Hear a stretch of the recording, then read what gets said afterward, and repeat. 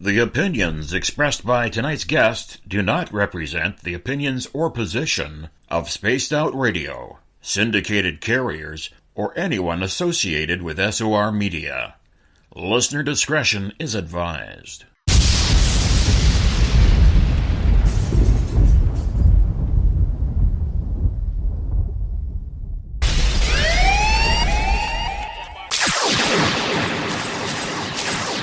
Here at Spaced Out Radio, we are about to take you higher.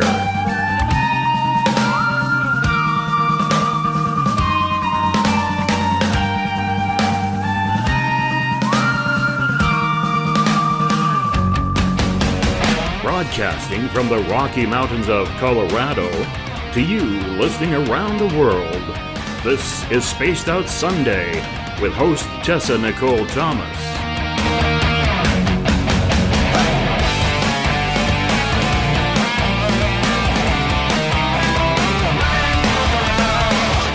You can follow Tessa on our Facebook page at Spaced Out Radio, on Twitter at TessaTNT, and you can subscribe to her YouTube channel. Go to youtube.com/Spaced Out Radio for the archive. But we break on command 'cause women rule the world.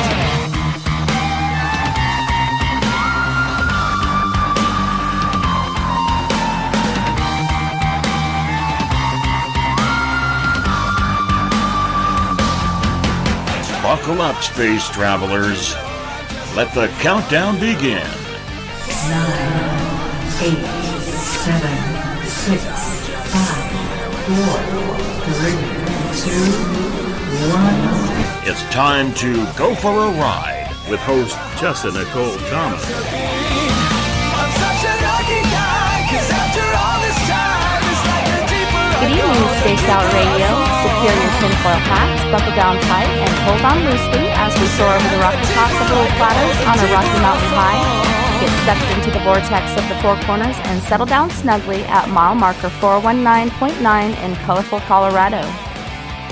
It is September 23rd, Monday, September 24th for those of you on the East Coast and beyond. And this is Spaced Out Radio. I hope you had a rockin' weekend and an awesome day and an even better evening. I am your host, TessaTNT, and I am live tonight broadcasting from hot and sweaty Phoenix, Arizona. We are 1,000 strong nightly on Spaced Out Radio Network, spacedoutradio.com, Spreaker, Paranormal Radio, TalkStream Live, as well as Deep Talk Radio, which you can find at deeptalkradio.com. Don't forget to head to our website, spacedoutradio.com, where you can peruse the Spaced Out Radio store and read the encounter online dealing with everything strange, paranormal, and odd. Tonight, I have a treat for all you guys and gals out there. Tonight, we are bringing back Corrine De Winter. Corrine De Winter is a Bram Stoker Award-winning poet and author who has won numerous awards for her writing from the New York Quarterly, Triton College of Arts and Sciences, and the Riesling Science Fiction Award. Her work has been applauded by such luminaries as William Peter Blatty, the Exorcist author, Tom Monteleone, Thomas Ligotti, Nick Cave, Stanley Waiter, James Sclavunos, I hope I'm pronouncing that right, Heather Graham, Harry O. Morris, and others. William Packard, former editor of the New York Quarterly, as a mentor, published De Winter's work early on, inviting her to write The Present State of American Poetry, a regular feature in the journal. At Packard's invitation, she read her poetry at the new school and continued to report with Packard until his passing. Packard was a big supporter of Charles Bukowski, and De Winter was published with him several times in his last years. De Winter won the Bram Stoker Award in 2005, and her collection, The Woman at the Funeral, 5 of her collections have been Stoker nominated. A naturalist, philanthropist, paranormal expert, artist, and founder of Small World Fund for Children, De Winter lives between this world and the next. It's so awesome having you back tonight, Corrine. Thank you, Tessa. It's good to be back. So what have you been up to? How's life been treating you? Well, it's been okay. It's always interesting because, of course, days and nights and weeks and months go by and you're like, nothing has happened, but, all these other strange things seem to come into play. And I don't know, it's been quite interesting. We were talking earlier about how I think we spoke about this the last time I was on, about how the veil is thinning, and this woman was asking me, do I find myself getting, seeing more spirits or what? I said, no, I don't see any spirits, but I certainly hear messages more now than I ever have before. So it's been interesting. Nice. And you were talking about this house that's kind of calling your name. Oh, yes. Yeah, literally calling. No, it is calling my name. It's a huge 10,000 square foot mansion. They're not asking very much for it. So I went and looked at it. It's just gorgeous and huge rooms and 4 sun porches.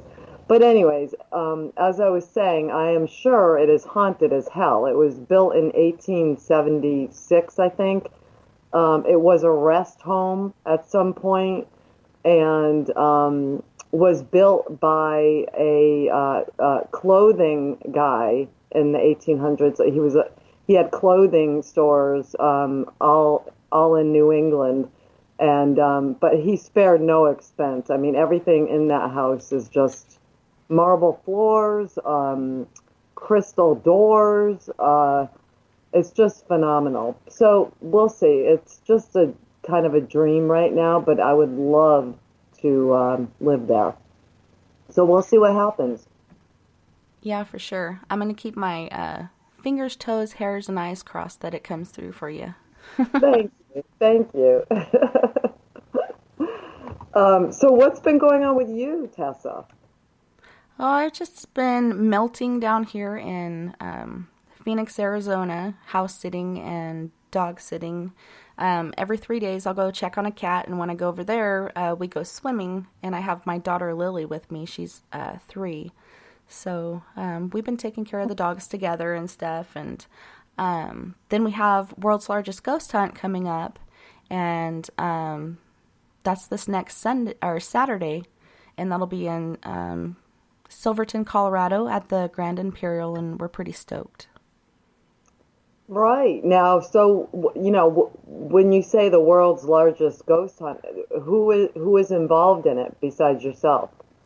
There's people all over the world that will start the hunt and end it at the same time, and a lot of times we do exercises at the same time and see if we can bridge the gap between us and the other side, and to see if anything comes through. Like a lot of times, a lot of teams will get the same words and they'll turn it in, and then they'll come back with what the word was. They have a secret word or whatever that they put out there. Just different exercises and experiments, and we invite people out, and they can purchase tickets, which goes to the preservation of a historic building. In this case, it'll be to rebuild the theater that's downstairs.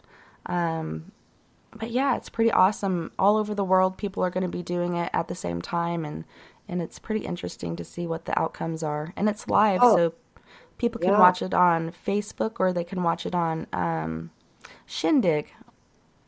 Wow, that is so cool.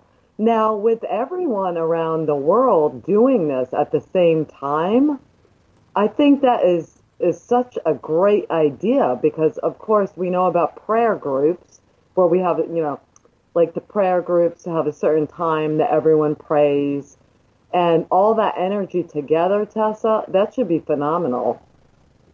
Yeah, and it gets bigger and bigger every year, and our team actually does grow from it because, people come and see what we do and then join up. we have core crew and a larger regular crew that we pick from, but it's pretty awesome. I'm excited, and we get to spend the night there too. Hopefully we won't be chased out by any Oogie Boogies and have to sleep in our car. No, really. Although, I'll tell you, I've been watching that show. Have you seen that show, Paranormal Survivor? Yes. Okay, well, I don't know. What do you think of it? I think it's a little bit hokey, but Yeah, there's some good stories, but one of the things that I asked for when I was house sitting here was to have Destination America and Travel Channel, because I just wanted to paranormal TV it up, and it's been pretty cool, but I've been getting some repeats. It is a little hokey as far as their acting. Like, I watched one earlier where the lady kept pointing and they were kind of doing whatever their version of sign language is to each other during the video, and I'm like, is that really necessary? Like, just talk to each other and they'll tell the story like they usually do. Exactly. It is kind of funny, but I mean, it's, and I know this kind of thing exists where the spirit is so powerful that it could push over a really heavy thing. I know that happens, but some of these stories are just they seem over the top, but who knows? You know what I mean? Yeah. And it seems like their activity is pretty everyday, and I'm like, really? Like, I live in a haunted house and we have activity, but it's not every day, besides the feeling of being watched. We just the other day my cat passed away, and that same night a bunch of paranormal stuff happened. My brother Bear, his picture was like thrown off the wall and broke, and a disaster was made of the hallway, and my daughter was hearing my husband like screaming and trying to get out of the bedroom. Our door is kind of weird, so sometimes you have to jimmy it with a butter knife, and she ran back there and was trying to get to him because she thought he was having another stroke. And she goes in there and he's sleeping, and she's like, really? You're sleeping? Like, I just heard you screaming and trying to get out of the bedroom. And Wow. She went back out with her cousin and then heard it again and went back and checked again. And at this point, the hallway was messed up, and she got back in there and he was still sleeping. And it's funny because before I came down here to Phoenix about 2 weeks ago, I had the same thing happening with me. I'm laying in my room and I can hear my daughter Nova like screaming for me, like blood-curdling screams, and hitting the wall and screaming for me to come help her. And I went out 2 or 3 times, and each time she was sleeping. And I'm just like, it's really weird because it's happening to other people now. Right. Oh, man. So do you feel that it's not anything threatening? It's just, kind of benevolent spirits, or? We've had a few experiences. The main ghost that is there, he passed away there from emphysema, and I've heard him cough, and he often watches me from the hallway, but he really, he does innocent stuff, like to try to scare the kids or whatever. But we've also had other ghosts and things going on, a doppelganger of myself on several different occasions. Oh, man. Let's see, what else? A little girl wearing a white dress and blonde hair running around the yard, like screaming bloody murder. And the kids were home alone. My daughter was old enough to watch the rest of them, but she runs over and locks the back door. We never lock our doors, but she locked it really fast, and the handle was missing off of it. So the little girl's fingers were coming through the little slot there where the handle should have been, trying to God. get the door open. And yeah, we've had several different things happen, but for the most part, I think the main guy is a good guy. But I think it was you that told me that there's one that's in the hallway that's like stuck, and he punches the walls and is kind of trapped. So what do we do at that point? Do we, and I was talking about this earlier to another paranormal investigator. Do we try to move them on, or what do you think is the right thing to do? Well, I would like to, figure out what is going on, if he does need help moving on, if he's trying to get a message across to somebody or whatever his ordeal is. But I have 4 kids in the house, so I'm kind of afraid to cause any upheaval if it doesn't work out. You know, when it's your own home, you're kind of more leery.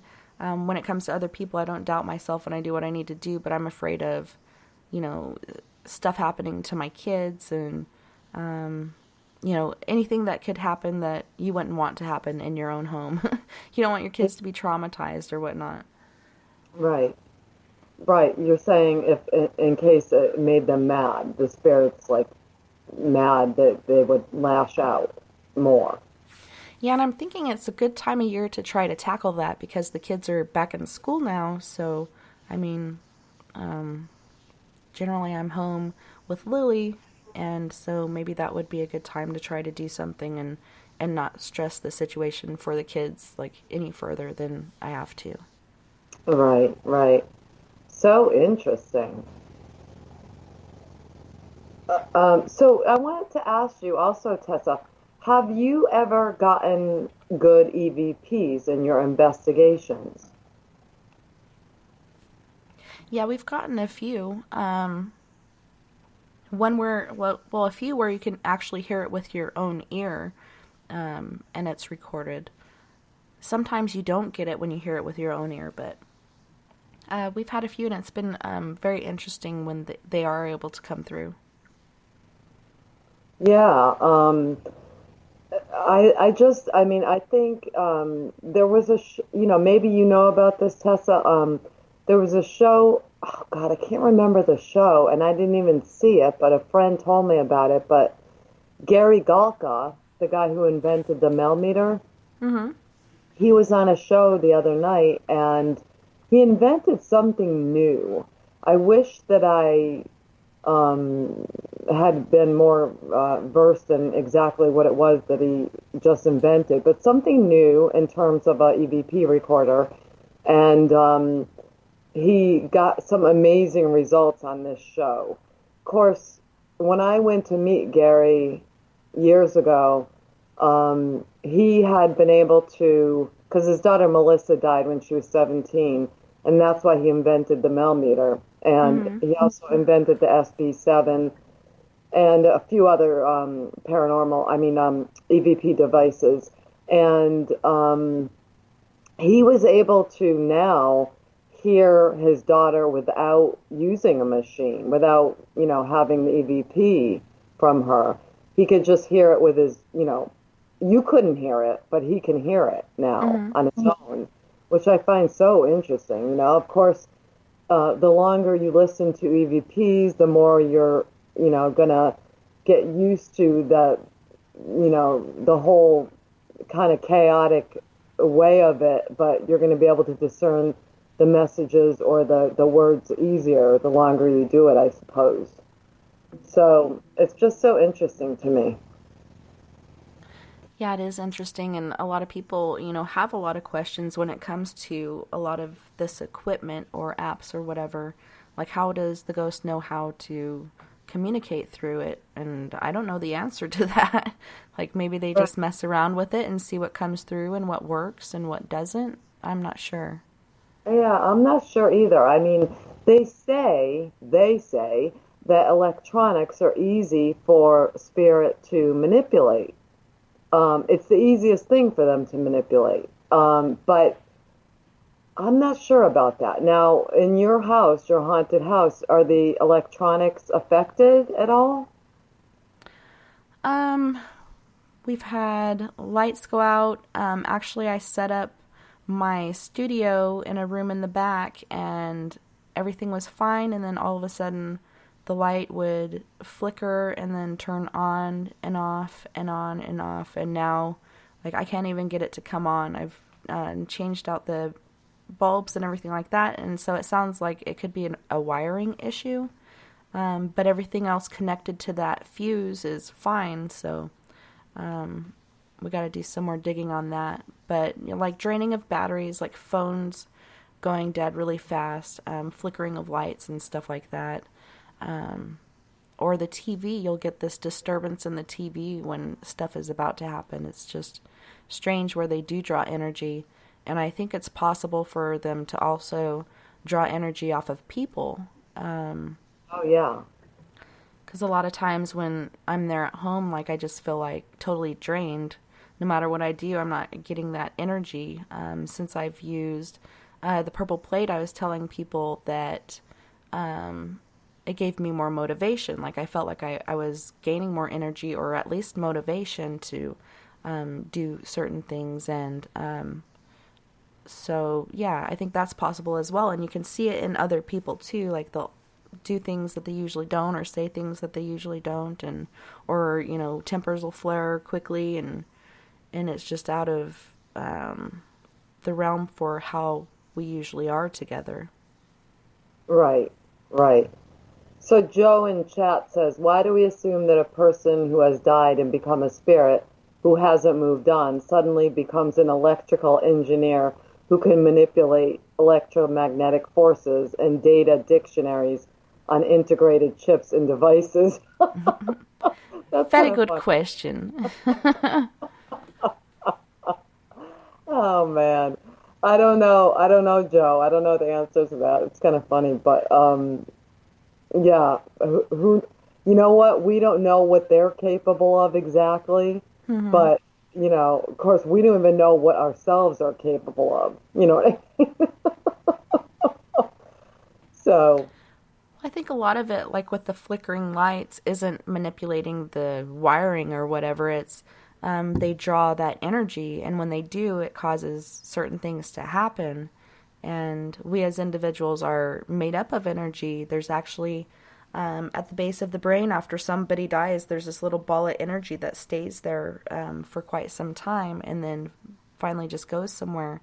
But I think that's kind of where orbs come into play too. Like, we just have that ball of energy within us. Maybe that's, I don't know, it's weird. It's paranormal. It's hard to figure it out, and I don't know if we're meant to know these things, but I'm very curious. Well, we are energy. You're absolutely correct about that, and energy, that's one of the laws of science, is that energy never dies. We never die.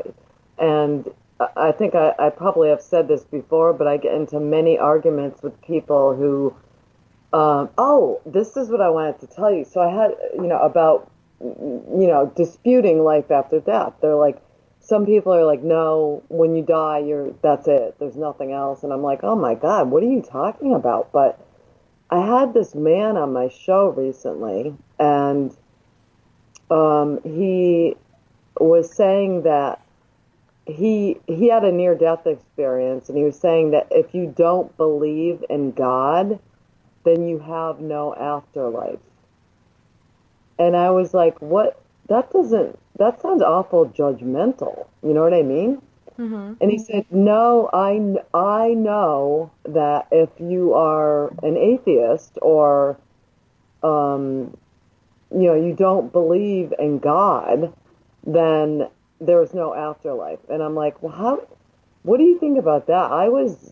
I kept going back to that question. Like, how do you know that, first of all? And I don't agree. What do you think? I don't know. I think there's different variations for different people. Like, some people do get stuck and don't know where to go because they don't have that belief. A lot of people that say they don't believe in God, I've noticed when they get really sick or are in pain or whatever, they'll say, oh God, oh God, oh God, or whatever. Right. I'm like, wait a minute, I thought you said you didn't believe in God. Right. But I don't know. I think also family members come for you, or, close friends or whatnot can sometimes come for you and take you to the other side. Right. But I have a friend down here who has died a handful of times, and one time for at least 15 minutes, and he was just saying he could hear what was going on around him, but there was no light. It was just dark. Nobody came for him. So he has a problem believing in stuff like that. But I think it's just because he wasn't meant to go yet. You know, it wasn't his time. So there was really nothing there for him. But I don't know. It's different for everyone. I know. But, I have to say that I do think that our afterlife has to do with what we expect, Yeah. Like, if I think I'm going to hell, then I'm probably going to go to a place that it seems like hell, Yeah, like whatever you've created in your mind to be, or I think that's why a lot of people are here as well. Like they're afraid of that, perhaps they're going to hell. So why would they go? So they're just going to hang out here. Right. And little do they know that this is hell, Yeah, it really does feel like it sometimes. Hell on earth. Is this really hell? Are we really in hell and this is a test? What's going on here? Who are these people? I asked, when I was interviewing Gary, I asked him, I was asking Melissa, the daughter on the other side, questions. And I said, Melissa, where is hell? And she said, there is no hell. You're in hell right now. And it's like, this level is the hellish realms, but so that was kind of interesting, but who knows, I do believe that there's, if you are so materialistic and so mired to earthly things, that you're going to have a much harder time moving on. And that's where I think the negative entities that do hauntings, not all hauntings, of course, but the more negative hauntings come from someone that couldn't let go of earth and earthly human things. Mm-hmm. So that's why I think it's so important, and I know you would agree with me that you start really paying attention to your soul instead of, the world, the human physical things. The spirit has so much more to give us than anything we could get in the physical. Yeah, for sure. I mean, people put too much weight and want and need on things and kind of pull away from the human race. I don't know whether it's trust issues or just where we're going in this technological age, but priorities seem to be messed up. And I think it's true when people fixate on something like a house they've built or some piece of furniture or something else, like it can hold them back because, that's what they've been tied to or wrapped around for so long. Right.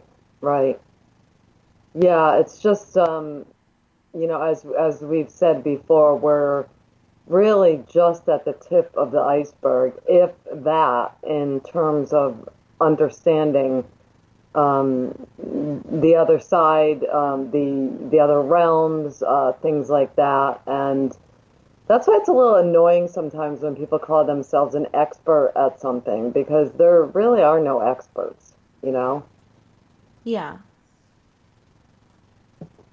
I agree. That's a red flag. Yeah. Well, this man on my show, anyways, he called himself America's most experienced mystic. And I said, well, I thought that was a little odd because that's a hefty title, Yeah. So I asked him, I said, well, how did you come to give yourself that title? That's like a lot to live up to. And so he said that someone else, I don't know, whatever. I mean, he was smart. He had a lot of good stories and everything, but I just questioned that whole, if you don't believe in God, you don't have an afterlife. You just are nothing. You don't exist anymore. And that kind of bothered me. Because it just seemed like that was sort of, like I said, judgmental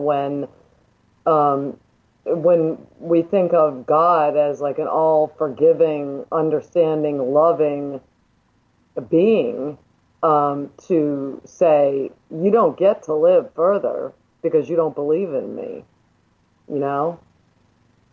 Yeah, and I don't believe that either. Like, I don't think you just cease to exist. I think it might be confusing for somebody who doesn't have a belief in certain things or where to go or whatever. But I don't know. I don't think Yeah. they cease to exist. Like, that's just, to me, is ridiculous. Mm-hmm. Me too. Me too. So in other stories that I have, I recently had a show, Dead Rock Stars, and I have a medium who does this for me, does the shows with me like this, and I have another one coming up. But we did Kurt Cobain and Jim Morrison and Elliott Smith, who you might not know who he is, but he was a phenomenal musician. But anyways, it was so interesting, and this woman is right on with her readings. Like I call her Dial the Dead, because anyone you could want, she gets there. Yeah. And so I'm asking Jim Morrison, for instance, and I asked Kurt Cobain, I said, because I was kind of always under the impression that Kurt was murdered, because there's all this, there's all these things out there saying that he couldn't have killed himself because he was so full of heroin. How could he have pulled the trigger? So on and so forth. So I asked him if he killed himself, and he said, yes, I did. So anyways, and then he said why he did. But anyway, so I asked all of them what they thought of the present state of America. And of course, they all had philosophical answers, and it was kind of funny, but Morrison was saying that I was like, oh man, like you hardly know what to ask these, even though they're not stars on the other side by any stretch, they're just normal souls. But it was funny because Morrison sort of, I said, well, there's so many people that still love you here, you know what I mean? Like, he's as popular as he ever was. Even more popular. They weren't that popular when he died, but anyways. Yeah. So he's like, I go, we love you, and he says something like, well, if you love me, you'll give me a peek. And I'm like, what did he? I'm like, and then the medium said, well, he's moving his tongue around, like, and I go, what? She goes, this is so funny that this dead guy's flirting with you. So Tessa, I said, they're the only guys that do flirt with me, dead guys. Right? What's a girl got to do to get a living guy? Exactly. Anyways, it was so funny. But yeah, it was a phenomenal show. I was so thrilled with it. And I think I'm going to do, my father on the other side suggested that I make a book out of this. So I think this would be excellent. I'm just going to transcribe what happened on the show. I'll write a little bit about each star before the chapter. And then I'll have her do a couple more shows with different stars, and then I'm going to try to make a book out of it. I'd buy that book. I think it would be so interesting, because the stuff that they were saying was it was profound and just kind of amazing. So anyways, I was so excited about that. So excited. It was really cool. Yeah, so that's a crazy experience. Yeah, it is. But next time I want to talk to Sid Vicious, John Lennon, and Janis Joplin. So we'll see what they have to say. Yeah, and they're all artists in so many different ways as well. I've been reading different things about John Lennon recently, and he was very artistic and had some very cool points of view as far as making video and songs and whatnot. And it was just interesting to see these different perspectives that he was using and just the way his eye worked when putting stuff like that together. Oh, yeah, definitely. I know. And actually, I did talk to Lennon before with this medium, because it's a long story, but anyways, he showed up because my father went to go get some musicians for me, and he was one of them that came. And but when I asked him at that time what he thought of the President State of America, he kind of was admonishing Americans for wanting the whole, the money thing, all about money and everything. And he was saying, well, you didn't want this, you wanted this, only now that you have it going on, you don't want it anymore. And I was like, geez, he's right, It was cool, the different things they do to themselves as well to have different experiences. Were you aware that they used to wear like a bag?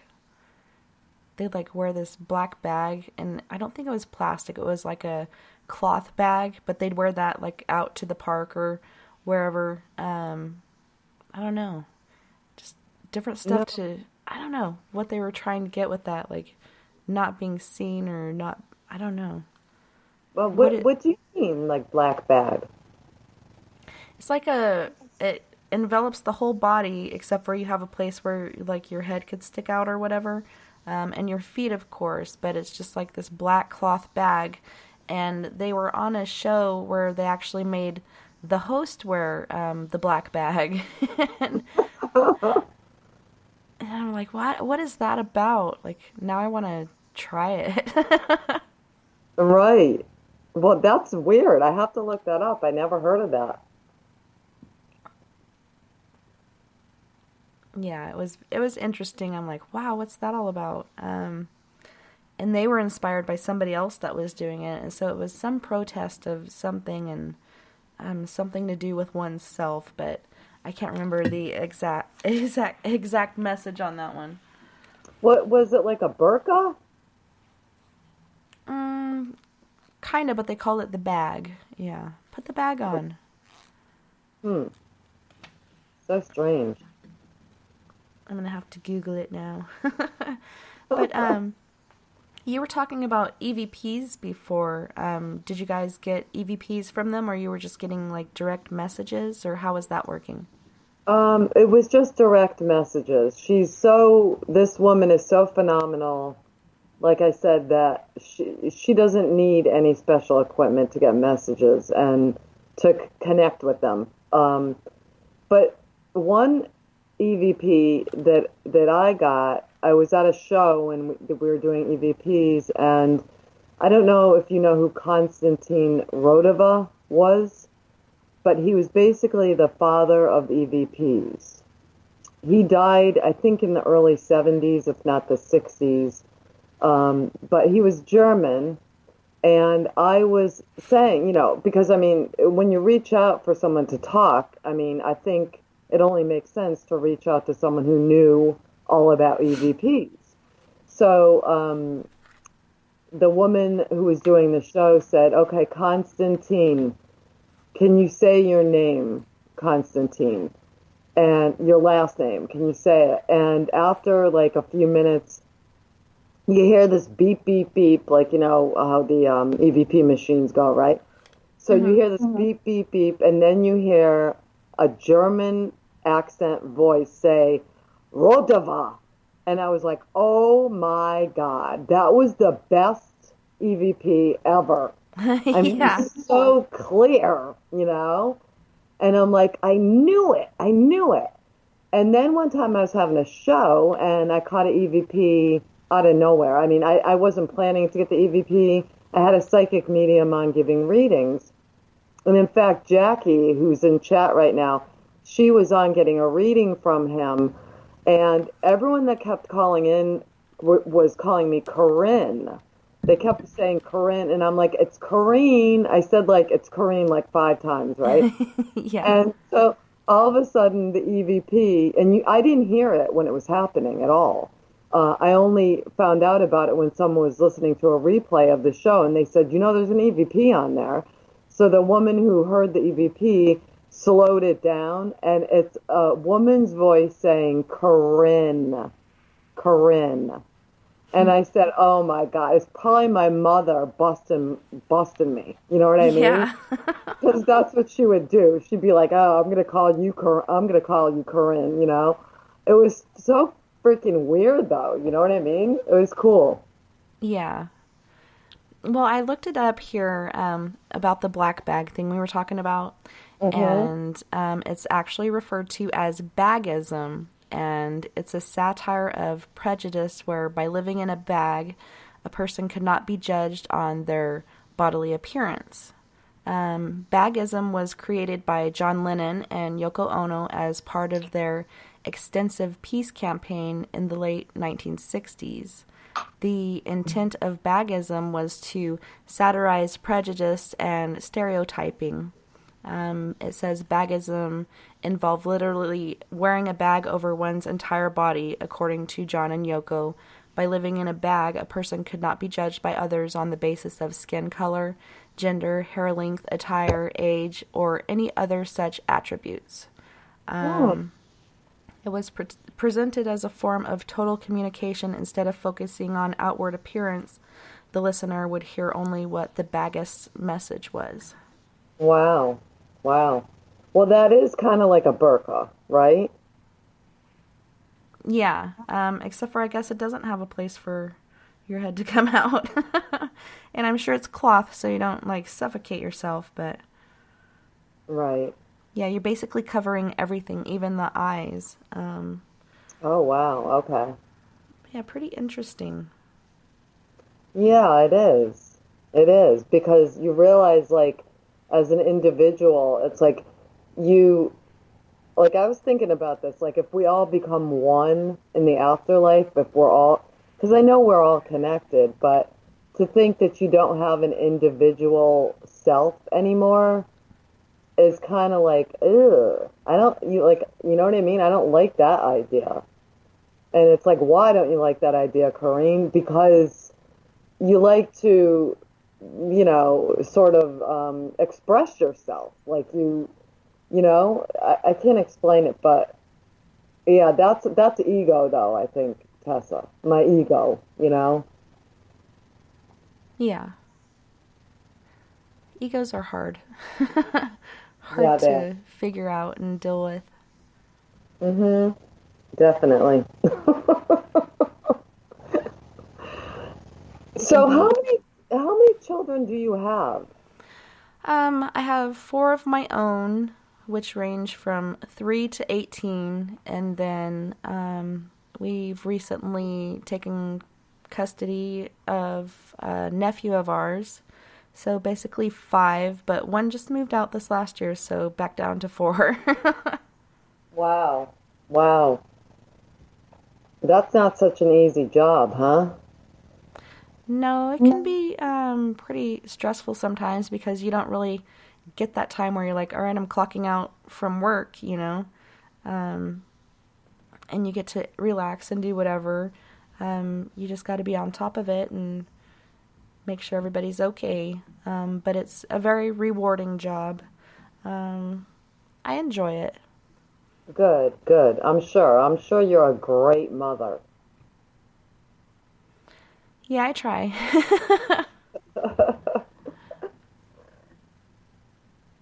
That's excellent. We have about 11 more minutes. What do we want to talk to you before we go to break? What was the most... Oh, go ahead. Go ahead, Tessa, sorry. Well, when you were doing this experiment with this lady and these artists and whatnot, what was the most, mind-blowing part of that? Well, okay, so if you knew who Elliott Smith was, the musician, you'd know that he died in sort of a mysterious way.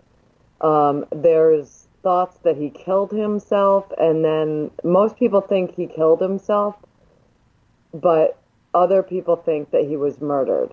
So I asked Elliot Smith through this medium, I said, did you kill yourself? And he says, no, I had plans. I had plans in life. I said, who killed you? And he said, Jen. Jen was the girl he lived with. Okay?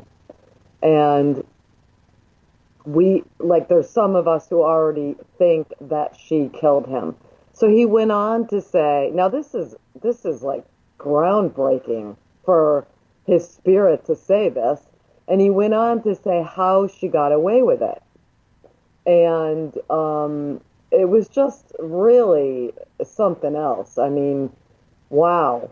It was, so I said, well, there's so many people that still love you. And he said, yeah, and he goes, well, I can't come back. I'm not, whatever. But then he started singing this, that Beatles song, if you go, wait a minute, if I leave, if you, something, I'll be back again. That song by the Beatles? Mm-hmm. And so he started singing that, and the lady said, I don't know what this is. It sounds like the Beatles. So then I went up. I didn't know that he actually did a cover of that song. So I just found out recently he did a cover of that song, right? But anyways, he was saying, I loved his part the best out of all these rock stars, because he was just so peaceful and just so heartfelt, and I can't explain it, but it was just amazing, So that was the discovery of his spirit saying that he was murdered was certainly the most astounding thing out of all those interviews. Yeah. It's pretty awesome when they are able to come through and communicate, because I know it does take a lot, and I don't know if it's practice or energy or, what it's like on the other side for them to do that. Right. I'm always interested in these new tools and apps and different things that people have out, and I like to at least try them before I knock them, Mm-hmm. And we've had some pretty cool experience with the Ghost Radar Legacy. I like that one. Classic is free, but it doesn't record the words that are said.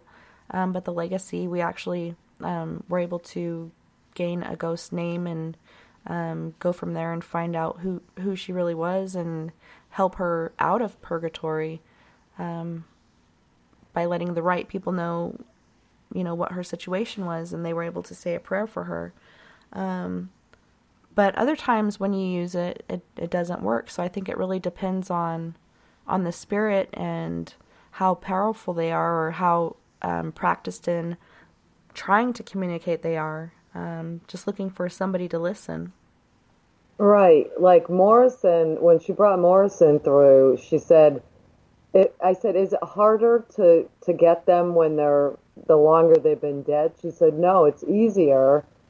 But then again, it could be a long time since they talked to anybody, so it's a little bit more difficult for them to get their message across, because they're not used to trying to connect with living people, Yeah. I thought that was interesting, too. So do you think that the dream realm is the easiest way for the other side to communicate? I do. I mean, I've heard that, but I also completely believe that, because, our defenses are down, we're asleep, we're dreaming. Our defenses are down, our,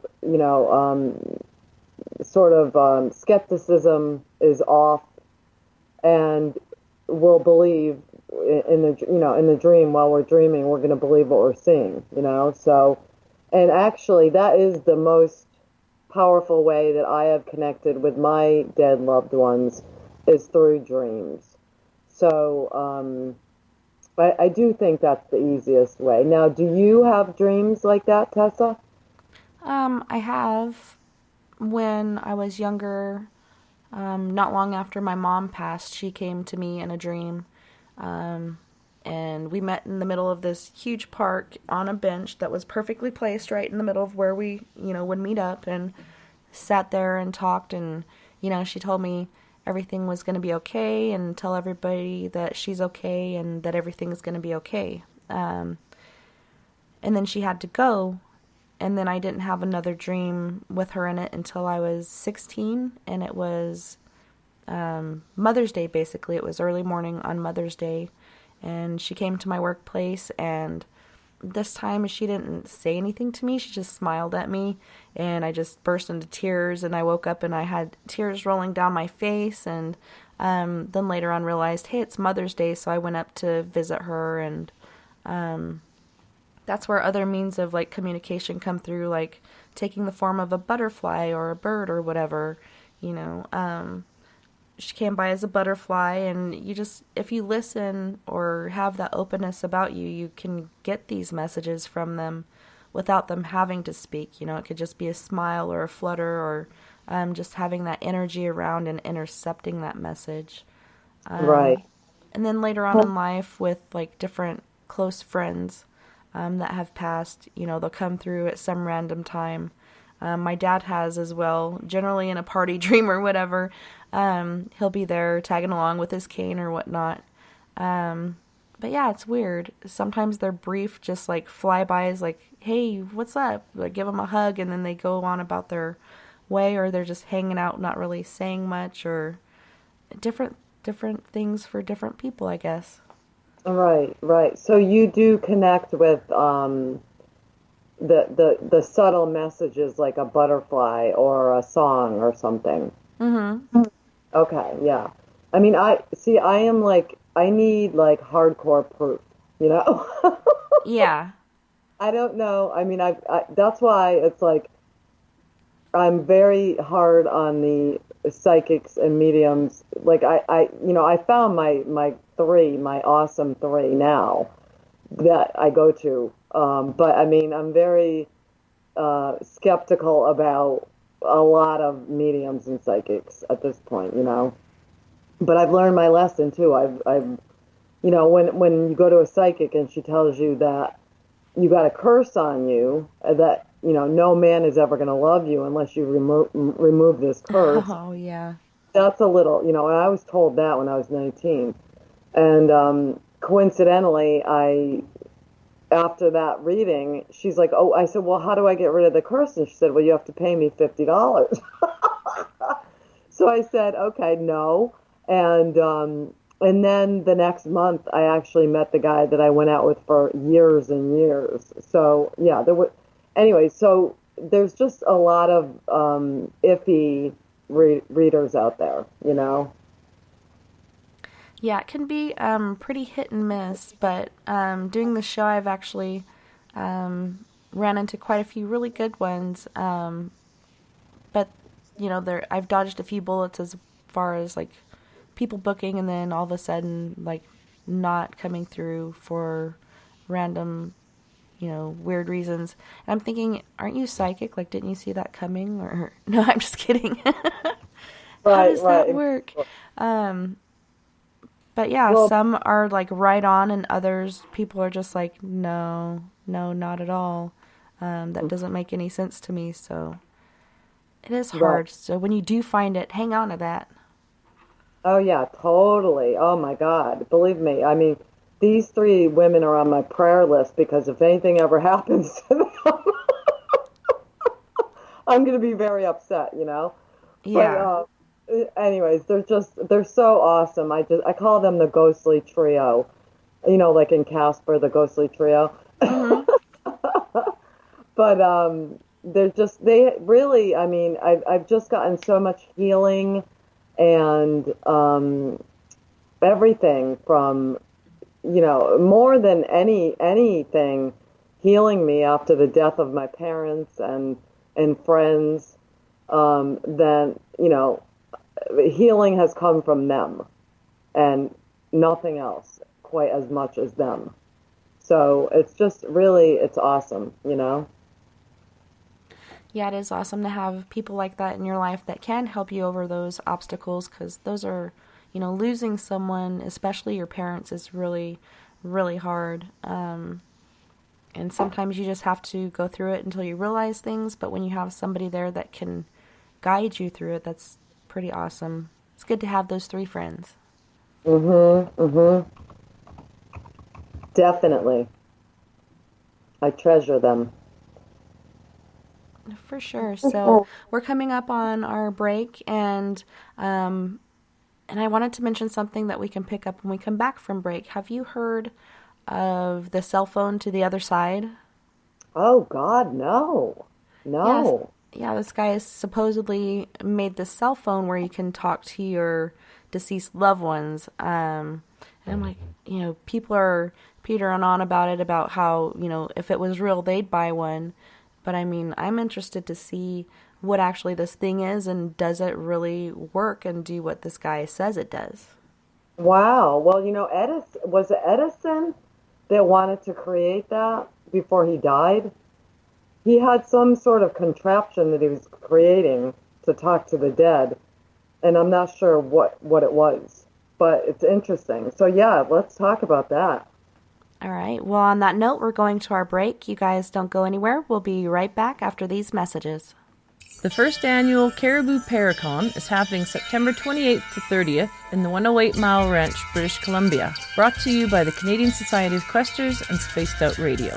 Come listen to our featured speaker, Grant Cameron, along with Elizabeth Anglin, Paisley Town, Mike Moran, Eric Cooper, and more. It's a 3-day supernatural adventure at the Spruce Hills Resort and Spa. Tickets for the weekend are $150 Canadian. The Caribou Paracon, celebrating everything paranormal. Are you tired of being blocked, shadow banned, or placed in jail for simply posting your thoughts on social media? Social Media Freedom can take care of that for you. Social Media Freedom is the newest and one of the best free new apps that allows you the freedom to post what you want, when you want. It takes seconds to download from your app store. Come join the tribe at Social Media Freedom. It's time to set yourself free. A timepiece is a reflection of who you are, and what better way to show off the real you than with an Escape watch? Escape is a lifestyle brand accessorizing your days and nights. Choose to escape and create the life of discovery that you deserve. Dream, play, unite with your own personalized Escape watch. Head to escapewatches.com. There is no time like the present to enjoy your escape. Use promo code SMF2017 for your 20% discount today. So, you love talk radio? Then you'll love TalkStreamLive.com. TalkStream Live is always on, 24/7, with the best streaming talk shows. Find your favorite talkers and discover some new ones. It's free, readily available online or on mobile with any smartphone or tablet. Finding your favorite talk shows all in one place has gotten a whole lot easier. Just go to TalkStreamLive.com. Be sure to download the free apps from Google Play or the iTunes App Store. The Call of the Wild is in Vancouver. The Moose Vancouver is one of the hottest bars and restaurants in the city. Open until 2 a.m. nightly, the Moose will rock you like a hurricane all night long. Great food with everything on the menu at $6.95 near the corner of Nelson and Granville. Get your horns up and come rock with us. The Moose Vancouver, the official rocking bar of Spaced Out Radio. Are you an experiencer? Have you had run-ins with strange creatures you can't explain? ETs, Dogman, Bigfoot, werewolves? They're enough to scare the daylights out of anyone. Hi there, I'm Butch Witkowski from your 4-Cop. And on the last Monday of every month, you can listen to me and the host, Dave Scott, talk about the weird and the strange being reported on Spaced Out Radio. I'm going to bring my investigations and sources, you bring your experiences, and we'll figure out the rest together. Strange Days on Spaced Out Radio. Come tune us in at spacedoutradio.com. You know, it's hard being the bad man of ufology, but that's just the way that I like it. This is Chris George Zuger, and I'll be hanging out with Dave Scott and SOR scientist Chris Cogswell for Reality Paranormal, the second Wednesday of every month. And our job is to break it down and come to conclusions as to what is really going on in the supernatural world. I'd love for you to join us and bring your questions for us to investigate right here on Spaced Out Radio. There's news and there's the encounter. This is Spaced Out Radio News Director Everett Beamer inviting you to check out The Encounter.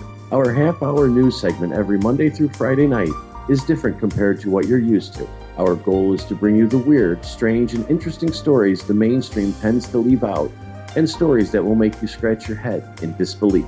The Encounter can also be found at spacedoutradio.com and on our Facebook page, SOR The Encounter. Come give us a read.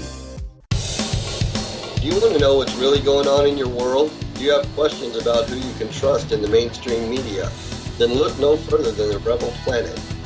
Come get the straight answers right here at spacedoutradio.com. Join me, Jamie Sexton, creator of Rebel Planet News, as I fill you in on the stories behind the stories.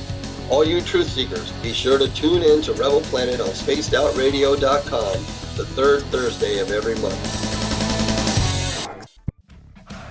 Hi there, this is Dave Scott from Spaced Out Radio, and I want you to come on a nightly journey. Starting at 9 p.m. Pacific, midnight Eastern, every Monday through Friday, you can come hang out with me and the other space travelers.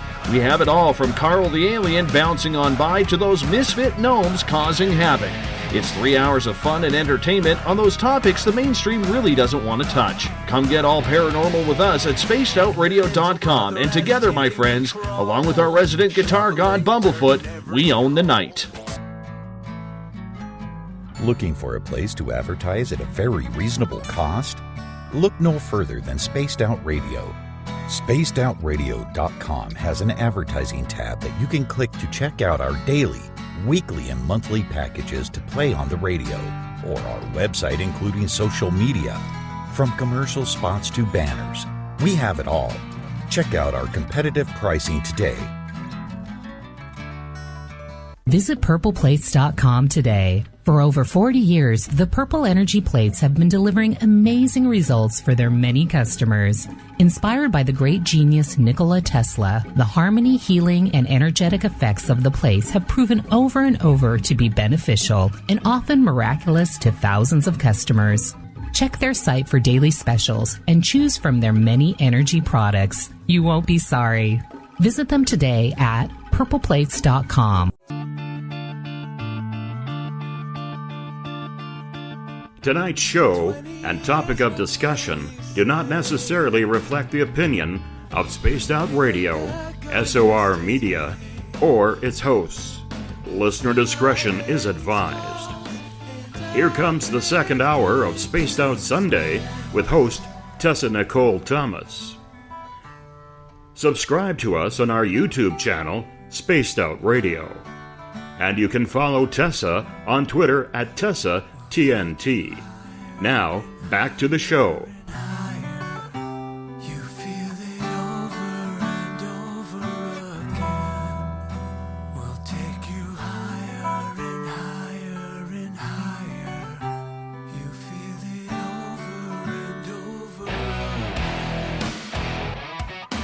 Hey guys, welcome back. Thanks so much for tuning in for Psychic Sundays, and tonight we have with us Corrine De Winter, and we were just discussing the soul phone.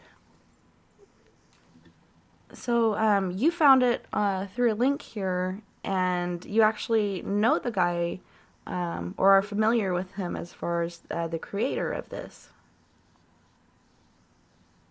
Yeah, it's Gary Schwartz, who has been a phenomenal presence in the afterlife research, and he's written a bunch of different books. I really like the guy. I've never met him, I've never spoken to him, but I really like him.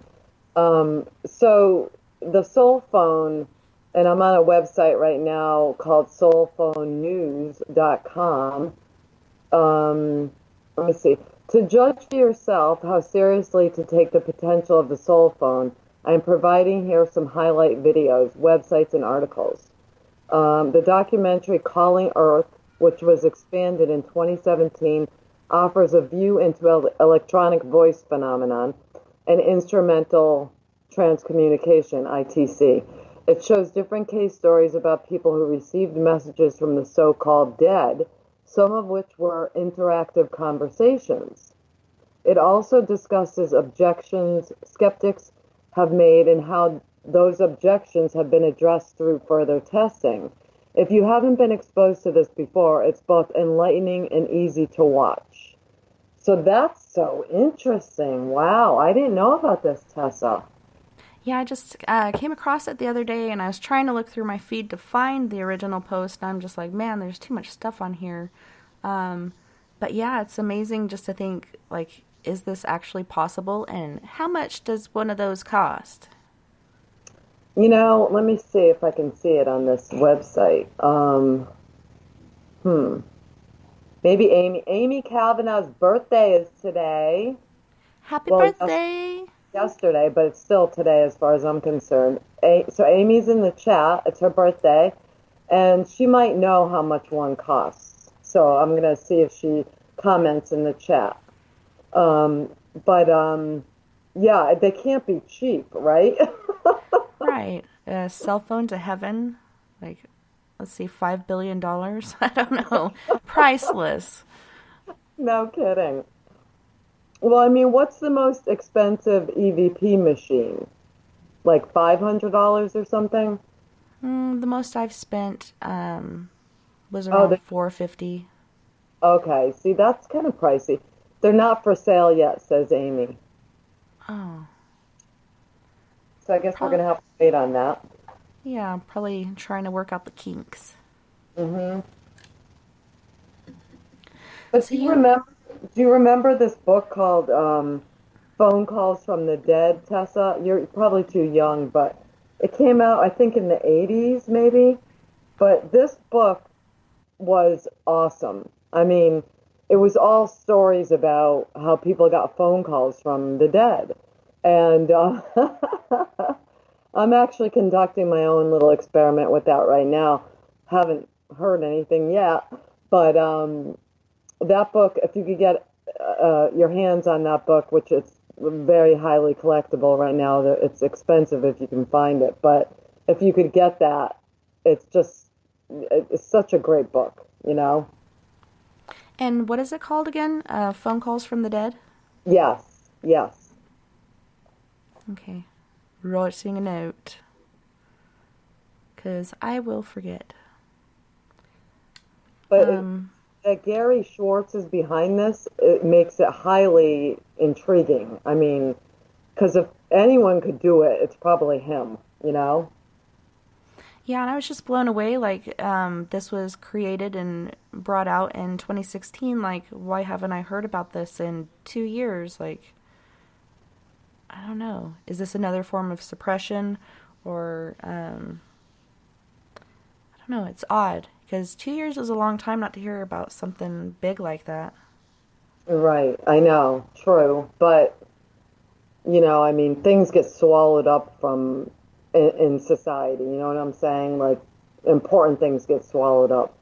Mm-hmm. Full show. Well, you were telling me earlier about some stories of hauntings or some tales that you had heard recently. Yeah, so I'm reading this book right now called The Handprint on the Mirror. And it's by a woman who was a reporter for years and years. Her second husband died, and on the first anniversary of his death, she saw a handprint, like a powdery white handprint on the mirror in her bathroom. So she's very skeptical at this point. She doesn't know what it is. She just thinks, who knows, you know, what it is. So then it happens again on the next anniversary, which is pretty right on, right? And so she got remarried, yet the things continue to happen. And one of the things that happened was she had a rug on the floor in her bedroom, and the rug would move like 2 feet. And, you know, she wasn't moving. She measured it each time she put it down, and it would always migrate toward the wall, like 2 feet to the wall. Another thing was a footprint on her couch that she could not explain. So I don't know I'm still in the midst of reading it. I'm almost done with it, but she went to visit all these people like Gary Schwartz to talk to him about it. And she went to the Monroe Institute to talk to him, and a bunch of other people that are in the ITC community, like Dean Radin, who you might have heard of. So it wasn't really interesting at first because I'm like, oh, she's got a boring life. She's talking like a boring person. But then as she started to research it and go to these different people, it got more interesting. So we'll see what happens. But I think at this point in the book, she's very convinced that, yes, it is her ex-husband who died. And they had spoken about when he died, would he come back if he could. And so they kind of agreed to that. That's why it's like, if I saw a handprint on the mirror at the anniversary of someone's death, I wouldn't need any convincing. I'd be like, yeah, that's them, Yeah. So it's just so strange. I can't remember. Oh, and then she would see other things like his name was Max, and she would always encounter. This isn't so strange, I guess, but she would always encounter Max, the name Max in different places, like Max Bridge, Max Saloon, a boat named Max. I mean, things like this, which are more kind of subtle, but anyways, it's very interesting, at this point. It wasn't before, but it's good now. Yeah. You're like, I'm finally getting into it. Mm-hmm. Right. I love that when you get into a book and, but then you're always disappointed when it's over, you're like, cause you get to kind of like, it's your friend, you know what I mean? That you're communing with every night and then it's over and it's like, Yeah. Where's the next fix? Yeah. I need another good book. Right. So, yeah, speaking of Amy's birthday, now, as I said, she's in chat. She had if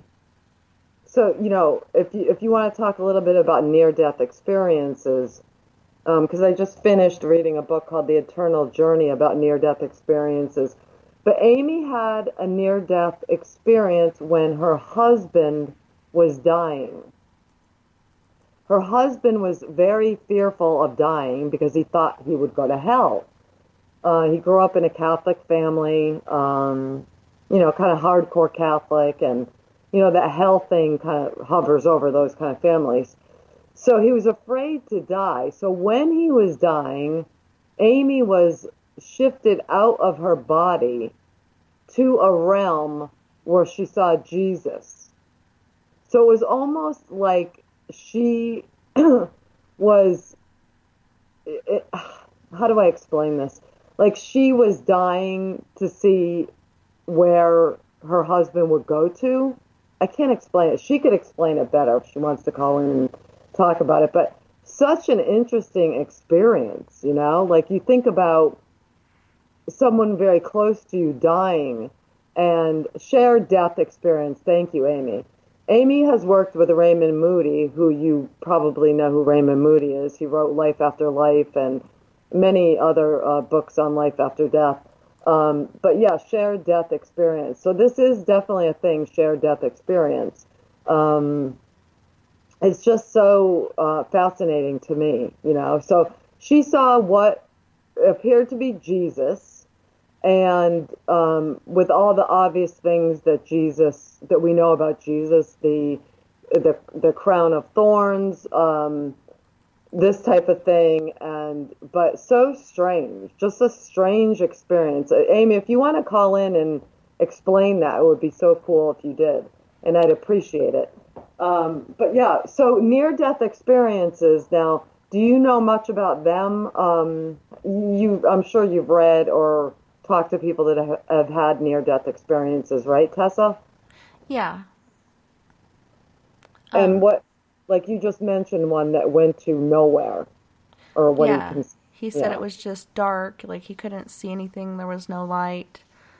He could hear the nurses and doctors working on him and saying his name and, nobody coming for him or anything like that. But I have other friends who have experienced it, and, it's just beautiful and bright and happiness and love all around, and, just two different stories. I don't know. I don't know if it just really has to do with what you believe in or what your faith is in or what you believe is on the other side, or I don't know. It's a weird and hard to figure out situation. Right, it is. It really is.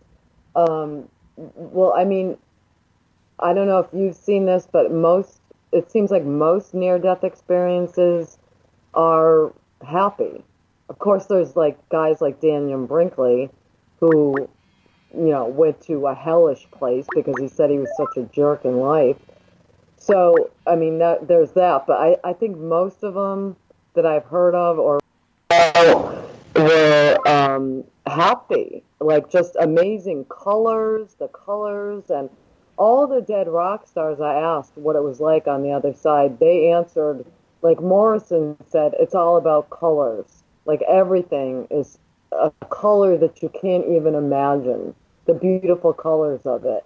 And of course, we know about that book or the movie, as most of you probably have seen, What Dreams May Come. I read the book first when it came out in the 80s.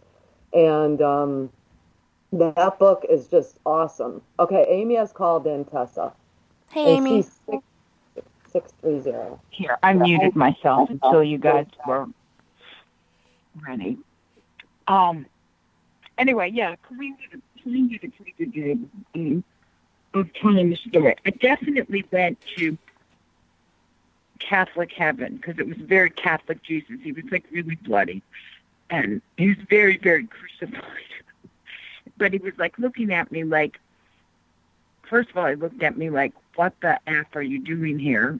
And he just like, but he had these eyes, I'll never forget it.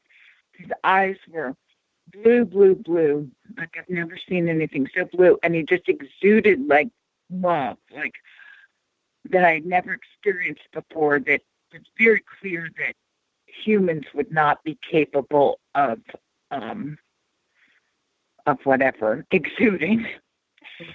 And then, I don't really know how long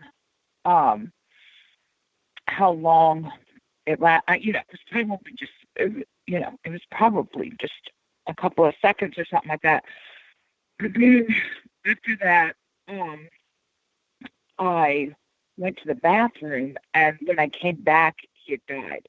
So I think he just needed someone to, like, verify that he wasn't going to hell, because we have this man has studied this for, like when he died, and then a couple years later, my brother, I just became absolutely obsessed with this, and it seems that even if people are, he was pretty spiritual, like, 'cause he was like in AA, so we had like a basic spirituality to him, but he hadn't overlaid anything, there wasn't anything in AA about dying, so he still had.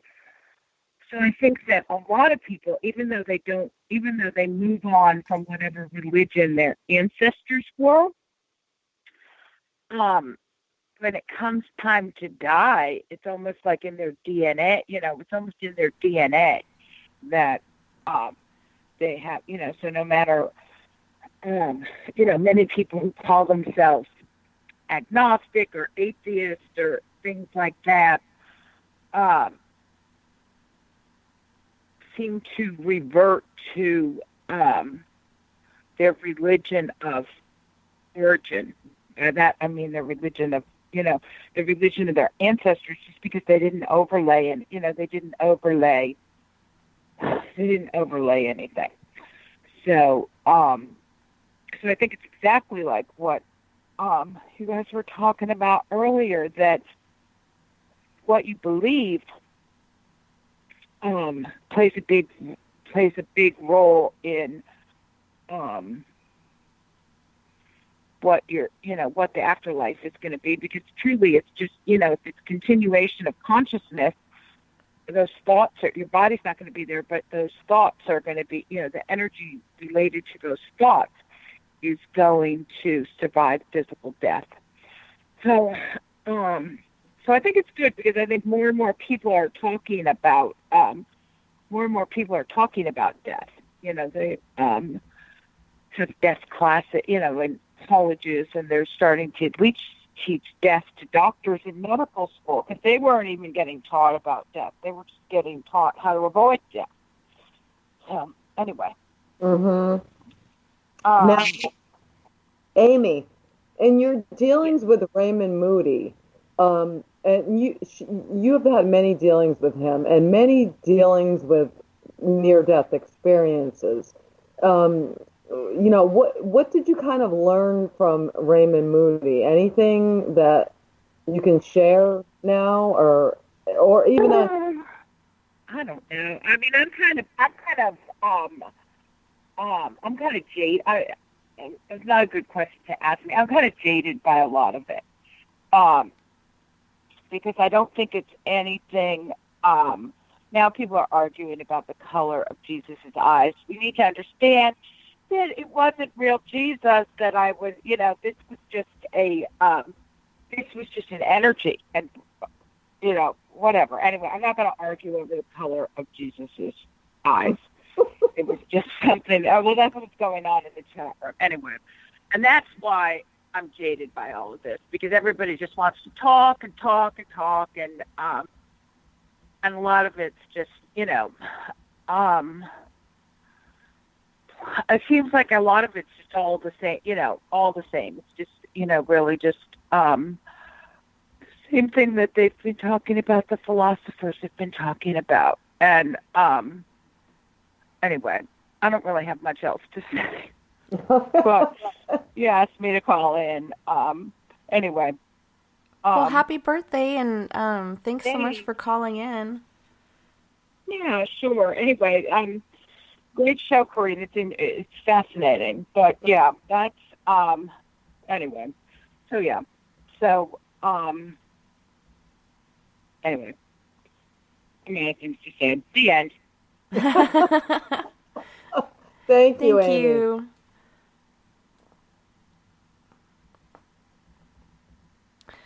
I don't know if we lost her or not, but there was a question in the chat room from Joe, and he was wondering, with Hand on the Mirror, was the mirror an older classic mirror with like the silver backing?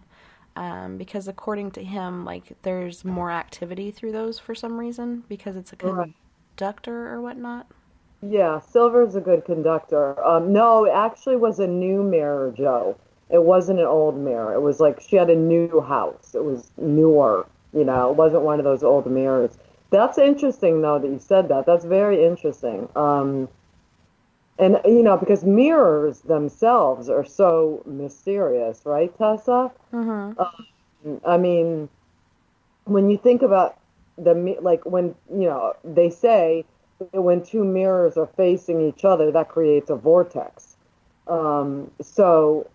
Although, do I have? No, I don't have. Well, no, I don't have two mirrors. I'm looking in here like, do I have a vortex in here? But I mean, mirrors are just so.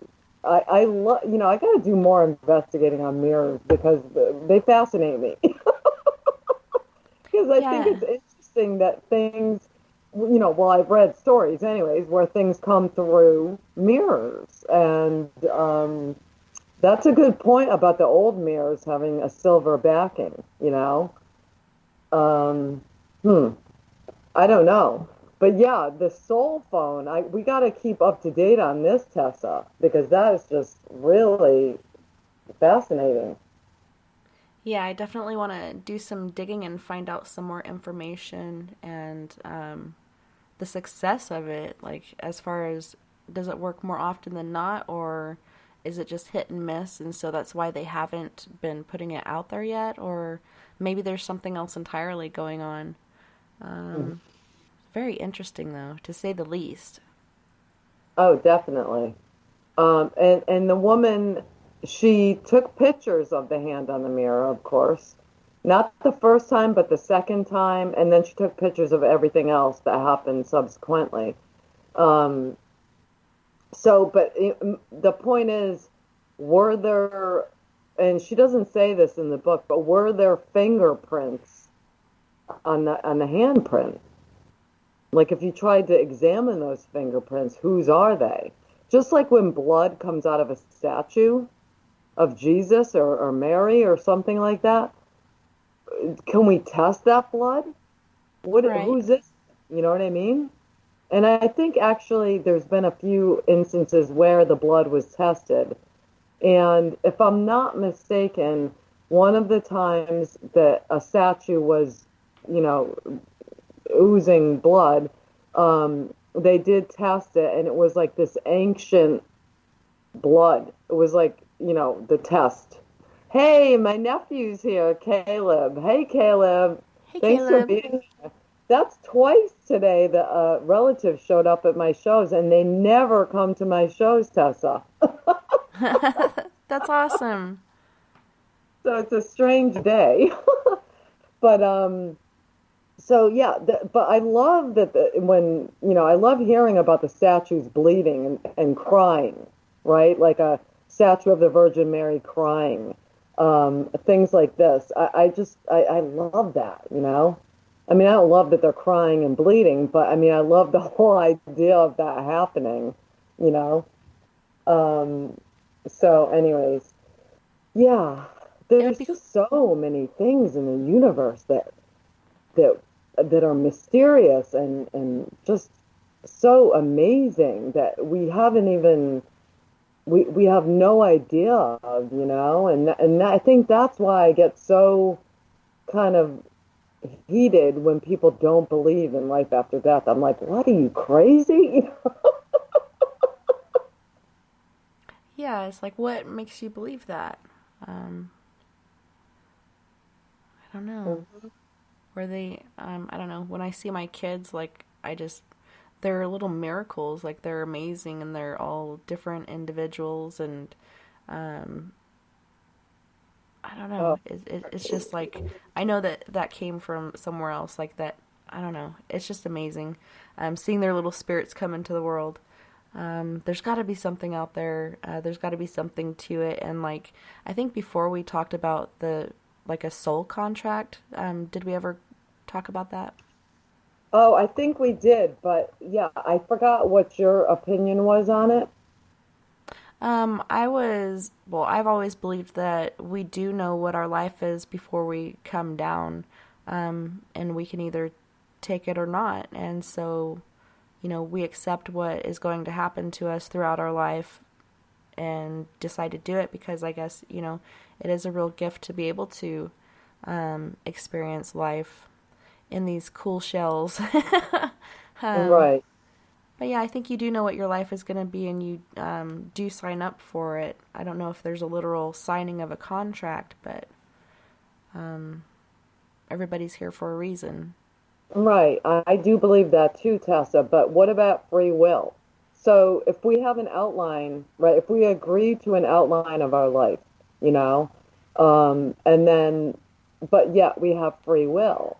So that kind of confuses things a little bit. Like, well, are things happening in the order that they are meant to, or can we actually change them? Do you know what I mean? Yeah, I believe there's different paths in life that you can take.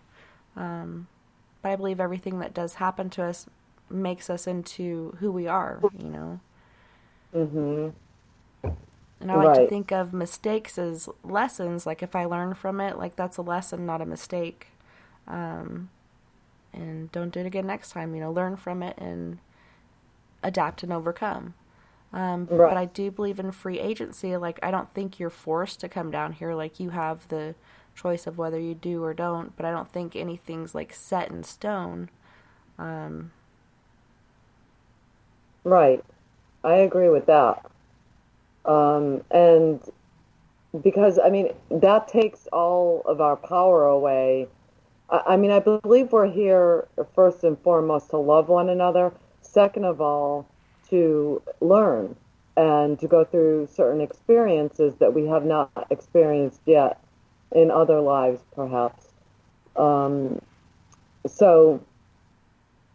I mean, someone once said to me that, about someone that had a really bad life and they died miserable, that they were, meant for that they were not meant to ever recover and be happy. What do you think about that? No, I don't agree with that. Like, I think there are things that you can do in life to, change your situation. And, yeah, I mean, a lot of times things aren't fair. Right.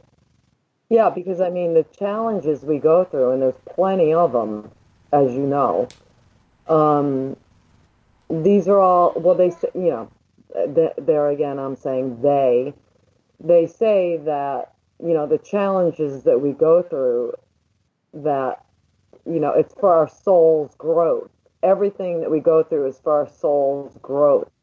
So, I mean, if you're going to look at it like that, then yeah, I kind of understand why we have to go through this stuff. You know what I mean? And yeah, everything happens for a reason. You know what? It's like for a long time I struggled with that. Everything happens for a reason. But looking back on your life, Tessa, can you see why things happen the way they did in your own life? Yeah, I've been able to see a lot of things which, when they were happening, like, you have that state of mind, like, it isn't fair, why is this happening to me, and I don't deserve this, and whatnot. But, later on looking back, like, there's so many situations, had they not happened, like, I'd be in a much worse place, and I wouldn't have my kids the way I have, and, like, I wouldn't be certain places to allow certain things to happen, because I have bounced around quite a bit.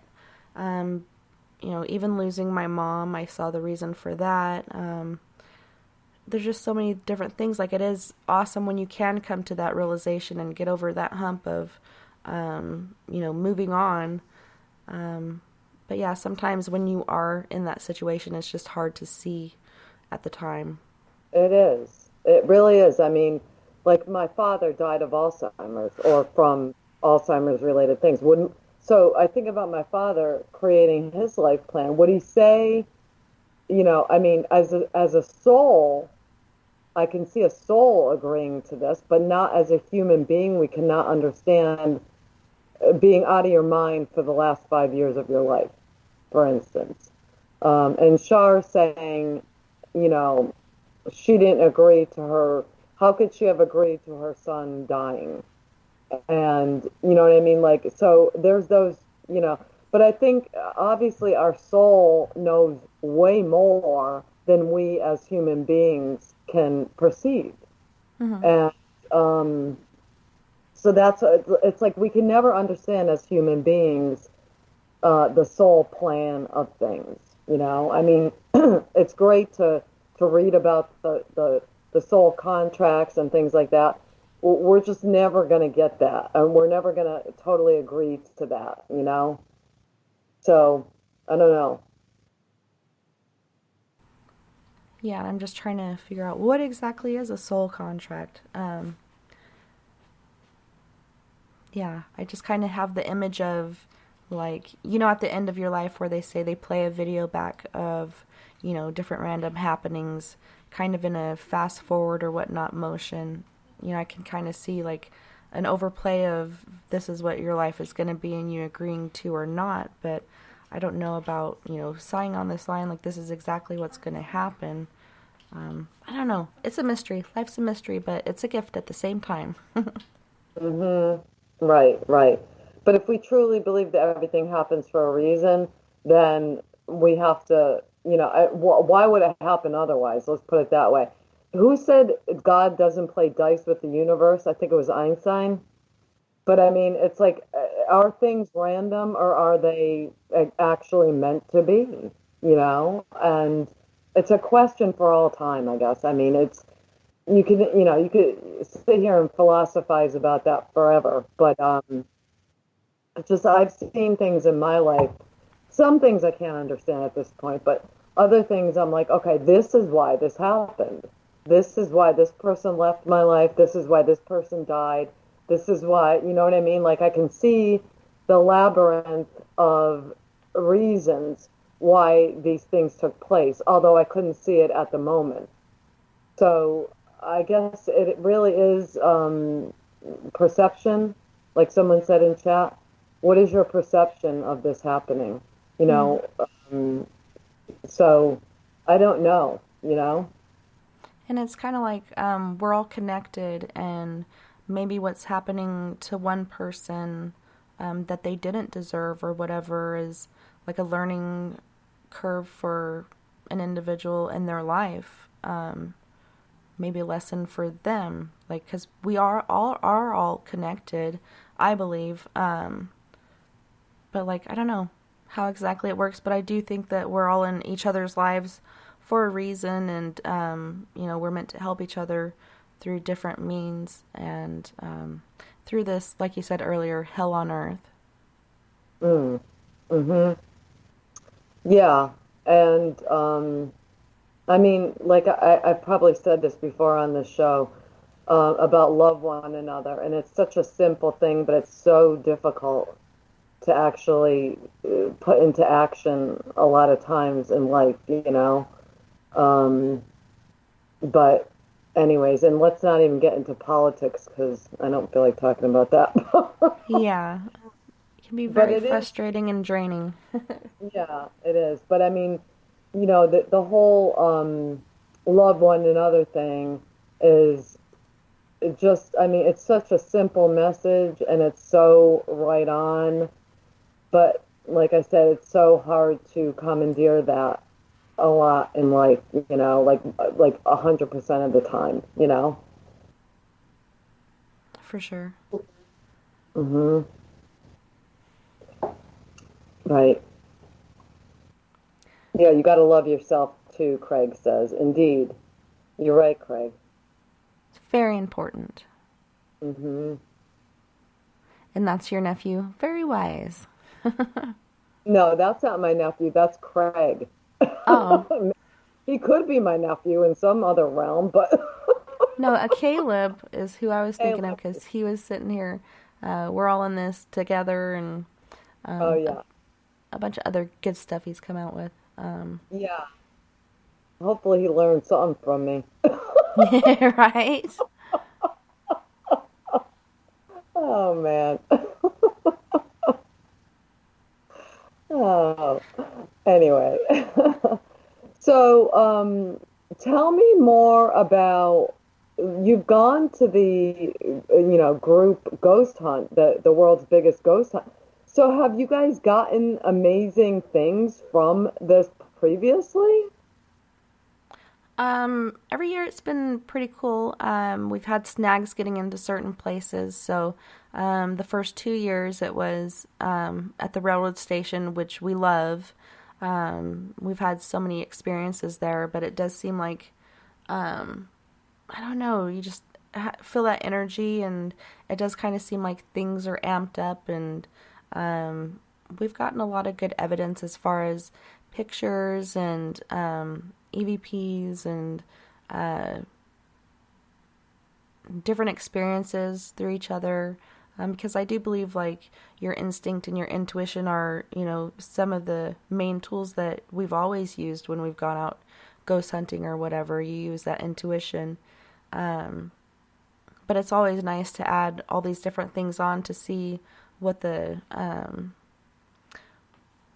end data or whatever is going to be. Like, we're always trying to get that proof, to prove to people that don't believe that it's there. But yeah, different words that lined up across the board, and everybody seemed to feel like things were intensified, and actually ended up having more activity after each year. Like, it just seemed to amp up more, like more stuff was coming through.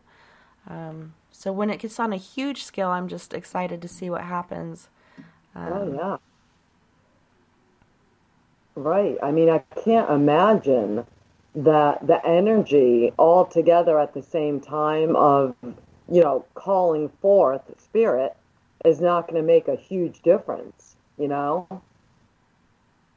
Yeah, and it's interesting because we were talking about energy being drawn and stuff like that. Like every year we have crazy tech issues, we have brand new batteries dying, all kinds of different stuff happening on a paranormal scale.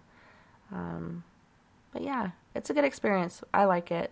And I'm excited to see where it is going to go. Like I said, it gets bigger and bigger every year, and I'm just looking forward to when it just explodes. Oh, totally. Yeah. Right. And, I mean, it's got to be at this point, not hundreds, but thousands of people involved in it.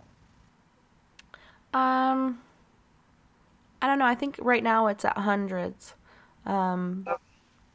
But I don't know if that's just people that have signed up or if there's more on the outside. Generally with this, everybody's signed up and, getting ready to roll on the live feed, and they have like an event every year to where people can watch it live together. And I don't know, it's just interesting. It's growing every year. Like we started off with, maybe 40 or whatever last year or the year before, and then last year it was up to the hundreds, and it's just getting bigger and bigger.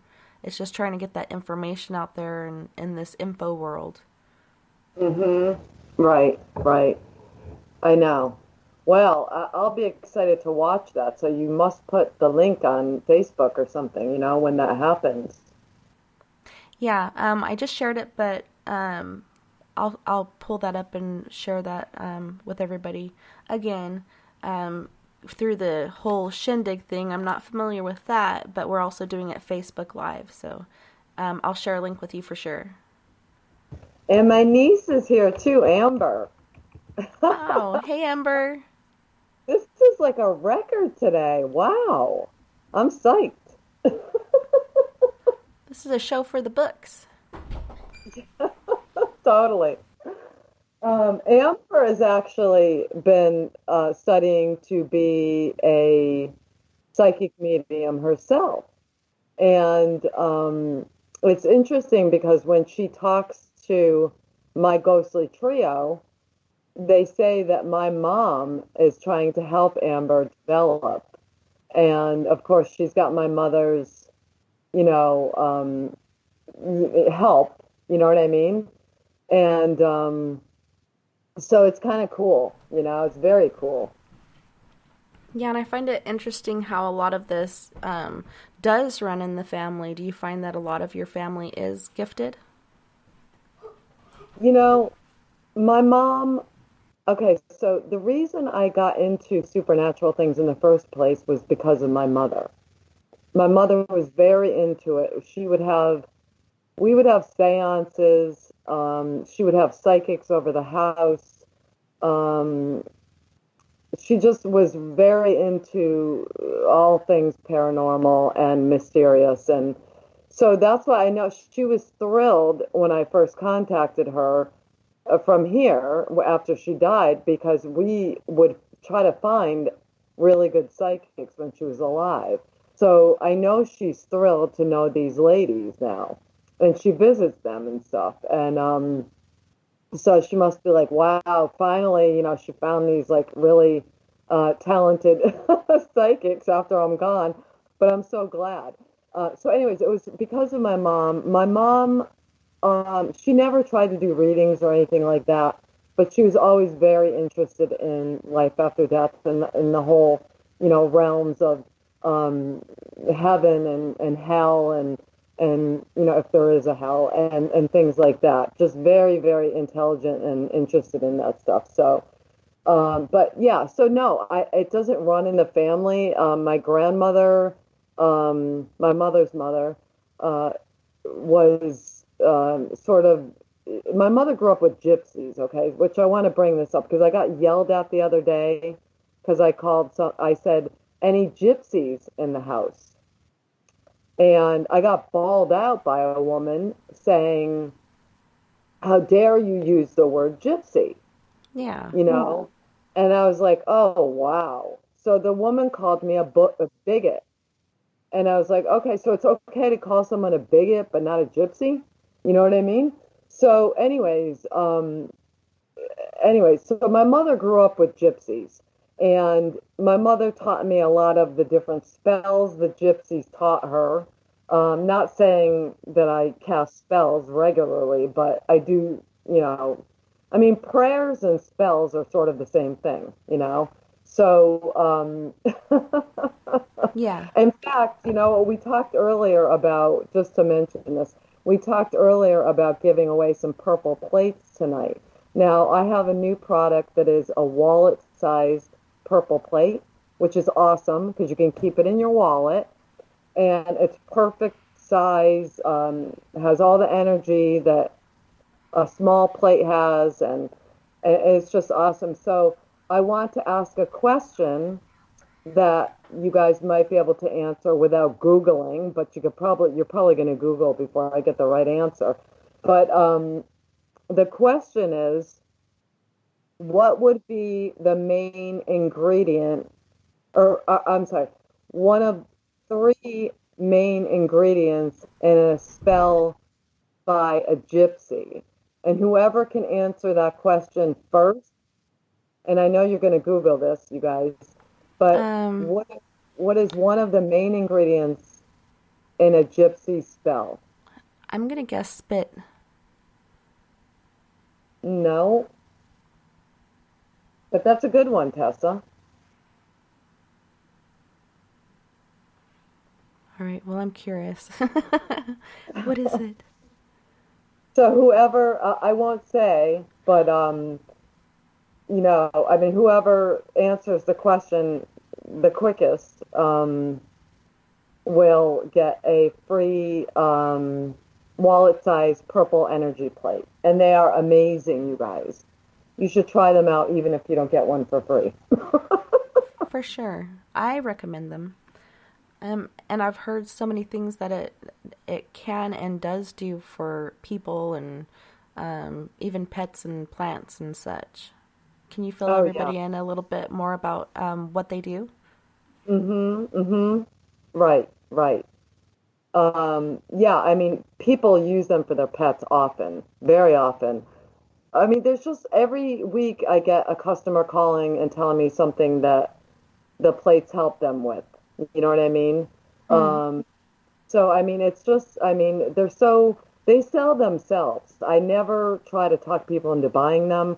It's like they really, it's always word of mouth, people telling other people, lending them the plates. And I mean, they really do sell themselves. So I'm very fortunate about that. I'm very blessed. So it's cool, Somebody was asking me when I was showing them my purple plate, well, what is it exactly? Like, what is it made up of? And I'm like, I don't know. It's pretty interesting the way it seems to work, but how are they put together? Like, what are they made of? What makes them so special? Well, what makes them so special, they are actually anodized aluminum, and that is not what makes them special. What makes them special is the energy imparted into the metal. Aluminum is also a great conductor. So the energy imparted into the purple plate, as far as I know, there's customers that have had plates over 40 years. They're still working. So it's an indefinite energy that's put into the plates. You don't eat on them, Catalina, or you can eat on them, but lots of people put their food in water on them to clear it of, radionic residue from the grocery store. People use them for nervousness, of course, we can't make medical claims, but for healing, for cramps, headaches, various aches and pains. And what it is they are they were created in part from Ralph Bergstresser, who was on friendly terms with Nikola Tesla. You guys probably know who Tesla is. I love Tesla. He was an amazing, the most amazing scientist there ever was. And he discovered something called free energy. So these are actually free energy purple plates. And this energy heals and puts things into balance that are out of balance. So say you had a burn on your finger and you put the plate on it, that burn is going to heal rather quickly, more quickly than if you didn't do that. So it's going to put things back into balance that are out of balance. And it's just, there's so many uses for it. If you go to the website, it's purpleplates.com. If you go to the website and read the testimonials, there are so many different uses for them that people have discovered on their own. And I always tell people to experiment on their own with them. Like I told you, Tessa, experiment, using it for different things. And you're going to find many uses all on your own. So, but there's a good idea in the testimonials there of what they have worked for different customers. So it's cool, Yeah, they do help with nerves. Like I bring it to the dentist when I go to the dentist. I bring it. I have one with me all the time. Anyways, I wear one in my bra, but a small one, not not a large one. My bra's not that big, but I mean, they're just they say expect a miracle, and indeed you can expect a miracle. I mean, I'm so proud to be, and honored to be, a conduit for this product for people. It has really changed my life and the lives of so many other people that I know. So it's amazing, But that's it about the purple plates. Yeah, I got, you sent me mine, and I only have good things to say about it. It really did improve my motivation and energy, and and Tesla was amazing. He's one of my favorite inventors and scientists, and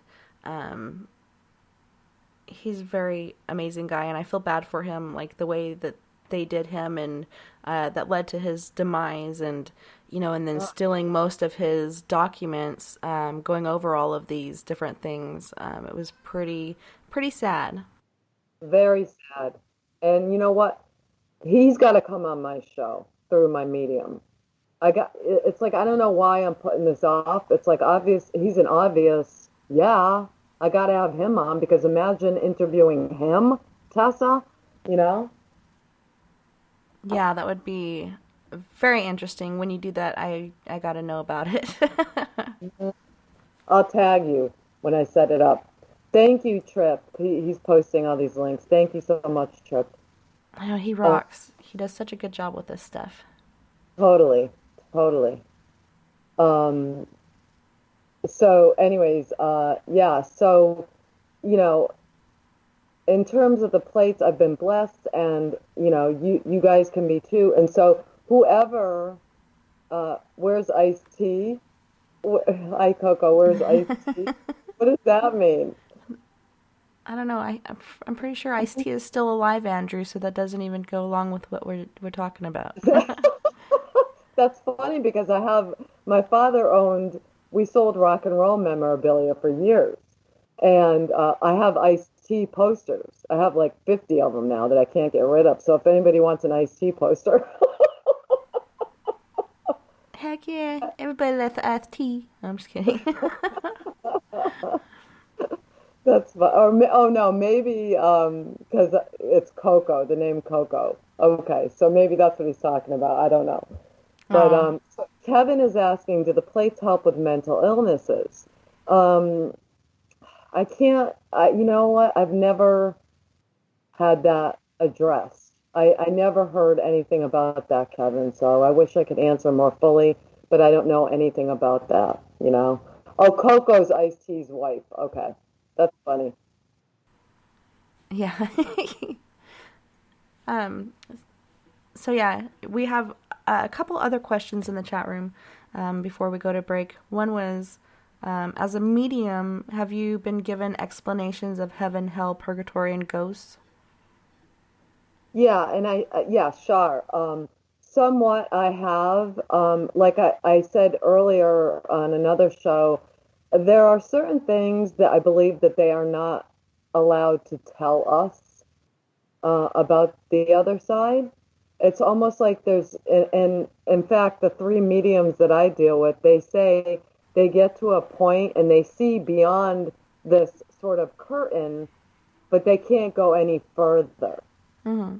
So, explanations of purgatory. I think that I explained that a little bit earlier about how purgatory is basically a state that you can put yourself in, and I believe that there is no judgment. I think there is a life review, but it's like you're reviewing yourself, kind of. You're saying what you did and what you could have done differently, perhaps. But I don't, over and over, I've seen that there is no judgment on the other side. As far as heaven goes, I believe there are levels of heaven. Emanuel Swedenborg, who was a mystic in the 1800s, I believe, Emanuel Swedenborg said that when people die, everyone goes straight to the top of source. Straight to the top of source. However, there's so few souls there because you drop down to where you are comfortable. So not everyone is comfortable with the utmost spiritual source. So you I can see myself trickling down to the realm of still enjoying kind of earthly things like concerts and coffee shops and things like this, you know? Yeah. And I hate to interrupt, but we got to go to break. Sure. Go ahead, Tessa. Sorry. Right. You guys don't go anywhere. We'll be right back with Corrine De Winter after these messages. Heading to Vancouver and looking for some great nightlife? The Moose Vancouver is the place to be. Catch a game on one of the big screens or just come rock out to your favorite 80s and 90s hair bands. Great food starting at $6.95. The Moose Vancouver is open until 2 a.m. nightly. It's easy to find near the corner of Nelson and Granville. The Moose Vancouver is the official rocking bar of Spaced Out Radio. Find your escape where time has no limits. It's about living today and cherishing the heritage of yesterday. A spirit of adventure for what is new, with the nostalgia of the past. Your timepiece is a reflection of who you are. Life surrounded by beauty from the world around us to the soul within. EscapeWatches.com. There is no time like the present to enjoy your escape. Use promo code SMF2017 for your 20% discount today. Coming September 28th to the 30th, it's our first annual Caribou Paracon, put on by Spaced Out Radio and the Canadian Society of Questers. 3 days of paranormal, supernatural, and spiritual knowledge in the beautiful 108 Mile Ranch, British Columbia. Tickets are $150 Canadian for the event, being held at the Spruce Hills Resort and Spa. Come watch our featured speaker, Grant Cameron, along with Lorian Fenton, David Weatherly, Ross Allison, and more. The Caribou Paracon, celebrating everything paranormal. Are you tired of being blocked, shadow banned, or placed in jail for simply posting your thoughts on social media? Social Media Freedom can take care of that for you. Social Media Freedom is the newest and one of the best free new apps that allows you the freedom to post what you want when you want.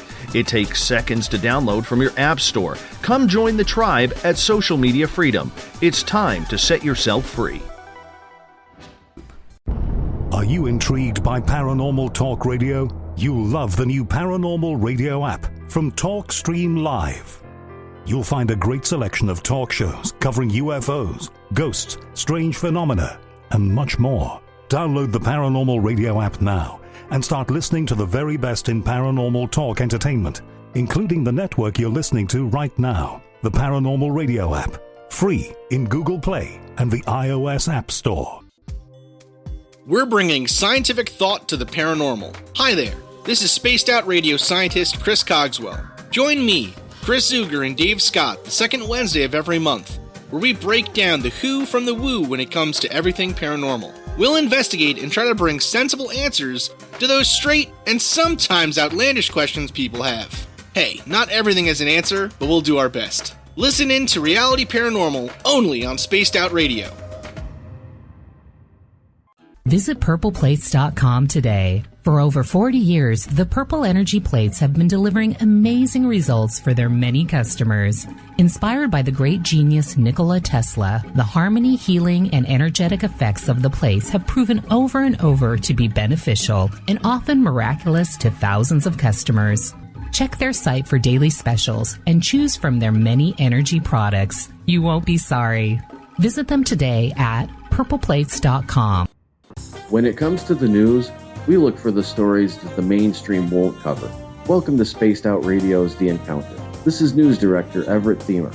The Encounter is about the weird and strange stories that occur daily, and we scour the world looking to bring them to you. You can hear me with Dave Scott every Monday through Friday in our Encounter news segment. Read us online at spacedoutradio.com or check us out and give our Facebook page a like at SOR The Encounter. So come give The Encounter a read. Are you an experiencer? Have you had run-ins with strange creatures you can't explain? ETs, Dogman, Bigfoot, werewolves? They're enough to scare the daylights out of anyone. Hi there, I'm Butch Witkowski from your 4-Cop. And on the last Monday of every month, you can listen to me and the host, Dave Scott, talk about the weird and the strange being reported on Spaced Out Radio.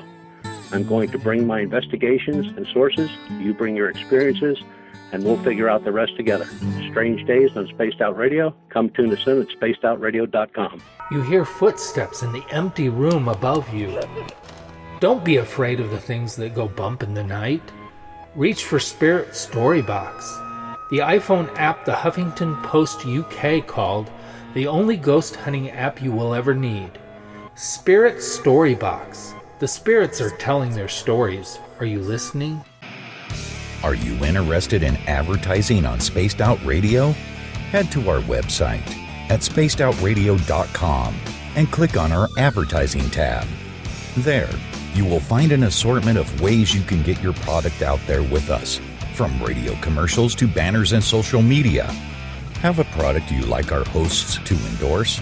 We can do that too. Visit spacedoutradio.com for more details. Looking for nighttime adventure? Old school radio that delves into everything out of the norm? Then check us out at Spaced Out Radio. This is Dave Scott. Every Monday through Friday, starting at 9 p.m. Pacific, midnight Eastern, we're going to take you on a wild ride ranging from conspiracies to true crime and every ghost, alien, and Sasquatch story in between. We're always live, and we're always interactive with you. So join us at spacedoutradio.com, where together, we own the night. Find yourself constantly looking up in the sky, looking for answers? Have you had extraterrestrial contact? Are you an abductee? Looking for answers to your experiences? Hi there, I'm R. Keith Andrews, Spaced Out Radio's resident ET expert. Join me live the first Friday of every month, where I take questions from the Spaced Out Radio chat room and help you understand those from the far-off world. It's 2 hours of knowledge every experiencer should listen to. Hope to see you there. Tonight's show and topic of discussion do not necessarily reflect the opinion of Spaced Out Radio, SOR Media, or its hosts. Listener discretion is advised. It's hour number 3 of Spaced Out Sunday with host Tessa N Thomas. Follow Tessa on Twitter at TessaTNT. Our website is spacedoutradio.com. Now back to the Rocky Mountains. Here's Tessa. Welcome back, guys. Thanks so much for tuning in on Sunday night for Psychic Sundays. And tonight we have Corrine De Winter. And if you'd like to call in with any questions or readings or whatnot, the phone number is 970-335-9596. That's 970-335-9596. Welcome back, Corrine. Thank you, Tessa. Thank you. So, before we went to break, we had someone bring up reincarnation. But before we get on that, there was one more question in the chat room that I caught. I'm not sure if there was more on break because I wasn't in here. But Catalina was wondering if ghosts can meditate.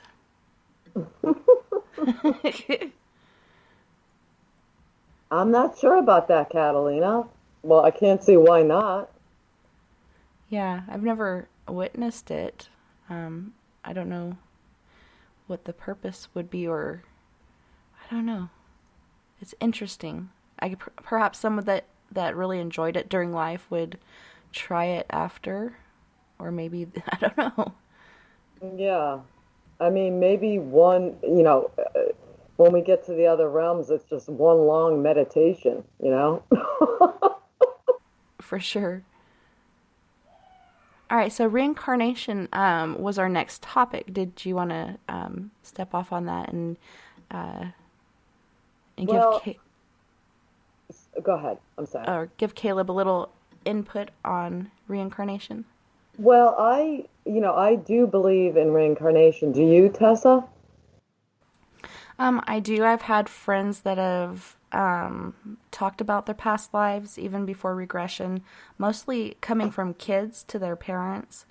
And I've never experienced it with my kids until my 3-year-old Lily. I caught her with a lanyard, tying it around her leg, and I was like, don't do that. It's going to make your leg turn blue and all tingly. And she's like, well, I have to cut off the circulation or I'm going to bleed out. And at this time, she was only a year and a half, maybe 2 years old. And I'm like, well, what kind of terminology is that for a little kid? And then at another time, she's like, remember when I was older and I was a guy and I wore glasses and she was a nurse, she said. And I was like, no, I don't remember that, but I believe you. Like, tell me more. So that was an interesting experience for me. I don't have any memories of a past life or anything like that. I've been offered by a psychic that I had on to do a past life regression, but I haven't tried it yet. Right. Oh my God, that's so interesting about your daughter. Wow. Yeah, it really blew me away. I was like, wow, it's incredible. It is incredible. So sometime do you think, Tessa, that you remember a past life ever in your life? Have you ever felt that? The only time I thought maybe it was something from a past life was when I had a reoccurring dream as a kid and being on an iron beam on a crane and, above this huge building that's being built, and there's clouds below the iron beam, and the wind blows, the clouds part, and I end up falling off until right before I hit the sidewalk. And I thought that was weird, but then, doing more studying on dreams and stuff like that, it seemed to be like that was just an unstable time in my life, and that was just my subconscious or my mind's way of trying to work through it. I'm not sure. But otherwise, no, not really. Yeah, interesting. Or a recurring dream, Tessa, like any other recurring dreams or... No, that was the one. I haven't had any since. Okay. I dream often that I'm in this crypt of sorts. Like, I know in the dream where I'm going, where I'm driving to, and it's a graveyard, but it's like a huge mausoleum, but I can't explain it, but I can smell the earth and the decay, and all the corpses are in the position that they were in when they died. Like, they're not buried. They're just out in the open. Like, okay, so there'll be like a bedroom of somebody and the woman's in bed because she died in bed. And it's like these houses that are like, I can't explain it. It's dingy and, like I said, like kind of moldy. And there was even like a group of 3 women dancing because they died when they were dancing. And it just, I know it sounds so weird, but this is so real to me. And I know exactly how to get there in my dream. I'm like, it's that cemetery, that mausoleum. And it's just very cool. Like, and they're all preserved. The corpses are preserved. Like, preserved better than mummies.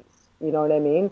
Yeah, like and, to the state, like you said, the state of which when they died, they didn't decay at all. Right. And it's so weird. I mean, it's just so strange. But anyways, I don't know if, you know, what that means exactly. Except that I'm very macabre. I don't know. Well, we got a few callers on the line, one after the other. But our first caller is from area code 330. Who are we talking to? Good evening, Tessa. This is Kevin. How are you doing tonight? Good, Kevin. How are you? Doing lovely. Hello, Corrine. Hello, Kevin. How are you? Doing just great. As soon as I dialed your number, my youngest cat decided to jump on the mantle, and I don't know if you heard that crash, but he crashed like 85-year-old glass globe, and just took it out. I don't know why. Oh, He hasn't been up there. That's weird. Yeah, that is weird. It's a beautiful red one, and I don't know why I took it out, but it did. Anyways, hope you guys are having a great time. Enjoying the show very much. Thank you. I was hoping to get a reading tonight, if possible. Okay. So, Kevin, can I ask you who owned that bowl before you did? Pardon me? Who owned that bowl? Oh, that my mom owned it, actually. And it was it her mother's bowl? Yeah, it was her mother's before hers. Okay. Because I was going to say it's your grandmother. Yeah. And, but anyways, okay, so what, did you have a question, Kevin? I got a couple questions. The main one is, I've had an entity that's been bugging me.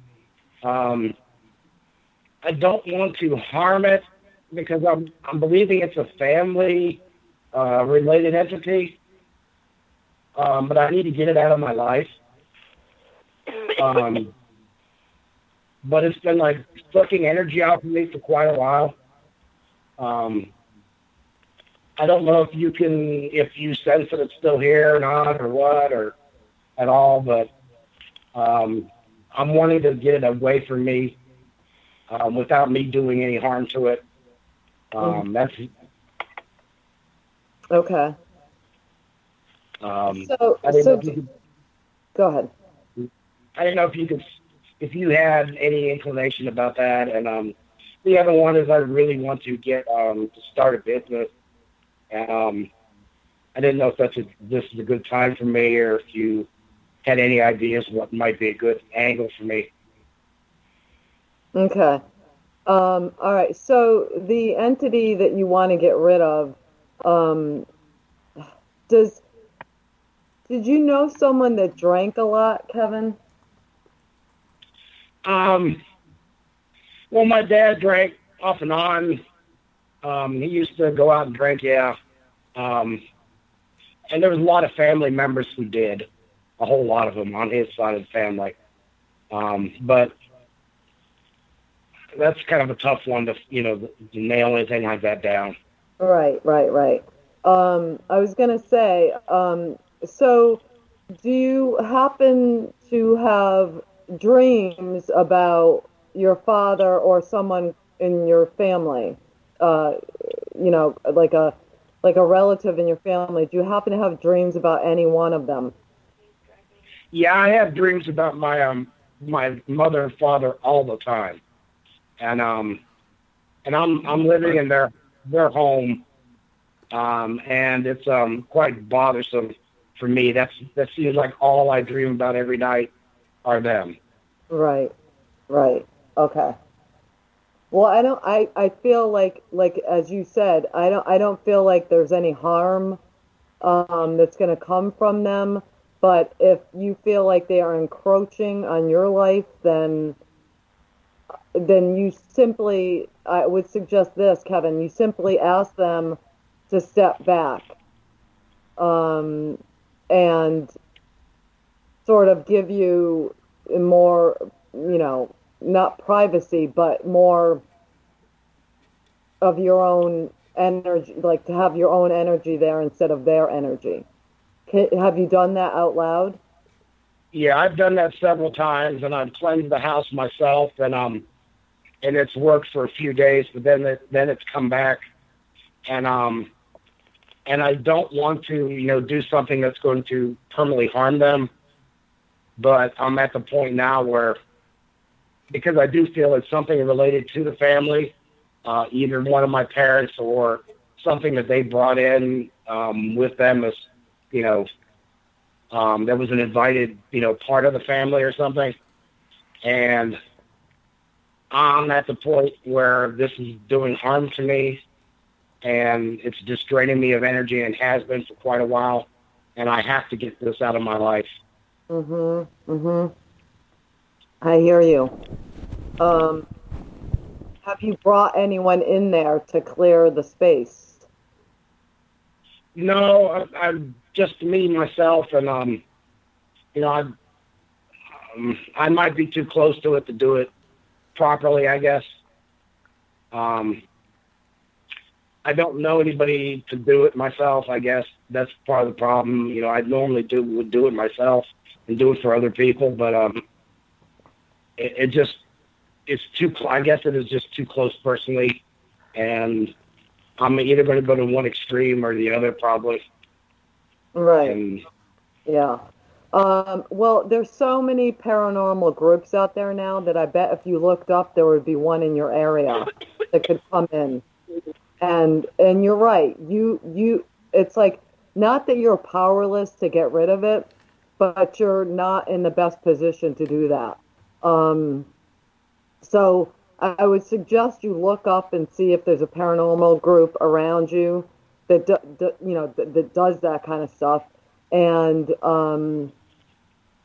but also keep,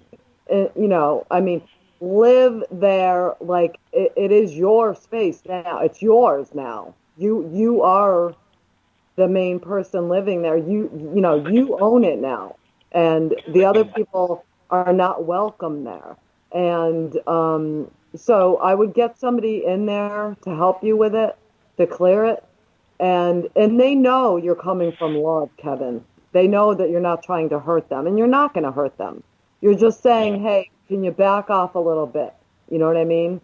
I need to have my own energy and life now. I can't be paying so much attention to this. You know what I mean? Yeah. And the other thing is that, and I know I'm not a doctor, but so I want to ask you this though: do you have a deficiency in either vitamin B or D? Do you know that? Yeah, I have a deficiency in vitamin D, and I take vitamin D on a weekly basis. Prescription strength vitamin D. Okay, good. Okay. But here's something else I want to ask you about. When people have like dementia or Alzheimer's and stuff like that, and they die, does it take them time to heal in the afterlife, or is it something that occurs instantly? Or, I've had this discussion with other people who had parents who had, like Alzheimer's and stuff like that, and they felt that it took their parents time to heal and stuff like that. Well, I can tell you, my father had Alzheimer's, and when he died, immediately shot into the light. He did not have any downtime, but I've heard that some people actually go to a rest spot afterward to kind of recover, so to speak, and rest. until they're ready to actually, be, active again, so to speak. So, but I know my father didn't need any time to recover. He was fine. I could talk to him almost immediately after he died. So, but why? Did one of your parents have that? Is that what you think is going on?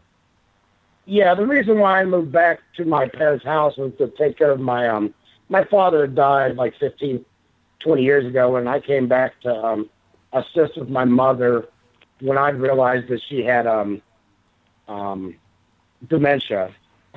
And I'd come back here and like 10, 12 years ago to spend time with her to help her out. And then I realized, and with her doctors and stuff, that her dementia was getting bad, and it was actually quite severe. And then I ended up being her caretaker. Gave up my life and ended up moving back here from North Carolina to Ohio to be her caretaker. And anyways, she died of severe dementia. Yeah. That was her cause of death. And it actually takes toll on your organs and stuff. People don't really understand that. When the brain goes that bad, it actually destroys your the way it actually controls the organs and everything. And it's terrible. And she was, she had with that being in there, and she had brain surgeries and strokes and everything. So she had, it was a hoarding thing also, not garbage and stuff, but she would go shopping and buy brand new things, and then keep, buy 8 of them, and try to give 5 of them away to family members, and then keep 3 other ones, and and then she would hoard those, the memories of them. She didn't want to get rid of them, so she had attachments to objects in the house and stuff. Right. So she has a great attachment to this house and the possessions in the house, and I'm still in the process of getting rid of things. Right. So I really think that she's hanging on and making things very difficult for me around here. Because you're saying because you're moving things, she's making it difficult for you. Yeah, and I have to go through every single item in this house because she stashed jewelry and money and important documents everywhere through everything in this house. Wow. So I have to go through every single item before I can throw it away to make sure what's in everything. I can't just, throw stuff away or donate it, because I have to know what's in every single piece of paperwork. Right. Because of the way she was. Mm-hmm. I'm hoping that Corrine was able to help you with your question this evening. Yeah, I'm sorry. I'm going on and on and on about this, but I do appreciate it, Corrine, and thank you. I think you've helped me on this, and I do need to get somebody else from the outside to help me deal with this and resolve it. I think you do. Yeah. And also with the job thing, Kevin, I just want to mention, striking out on your own, having your own business. I see you very good at building things and creating things from raw materials. I don't know if that makes any sense to you. Yes, it does. And that's something that I've been looking into, doing something on the creative side, on that side, and that does make sense to me. Thank you very much. Oh, you're welcome. And, Tessa, God bless. Thank you both. All right, good night, Kevin. It was so great to hear from you. Good to talk to you, Tess. Bye. Bye-bye. And there's also, if you go online, Kevin, I know you hung up, but you could probably still hear us. You can look and Google it and find a paranormal team near you, because there is a paranormal phone book out there floating on the web. But our next caller comes from area code 484. Who are you talking to? Hello, it's Christopher from Allentown. Hi, Chris. How's it going? Going all right. I feel it's finally time for me to ask this question. Alrighty. After 8 years. the first place in my journey, my quest, so to speak, Tess knows about. I had dreams about New York City or Staten Island, wherever it is. I was told that was like a place that was a key to finding my way where I need to be. I wonder. I would like to know if I can get some info on that, if it's family or what. The family that you're investigating, you mean? Yeah. Okay. So you have some information on them right now, right? Yes, and I also got experiences and dreams about the place that start with the letter A, and I've seen what their occupation was. Cool. Okay, that's very cool. So you want to know more about them, or is that what your question was? Yes. Okay. For some reason, I feel like they were religious in the Catholic sense. Like that was very important to them. I think that they had maybe 3 children. There was 3 children in the family. And what else?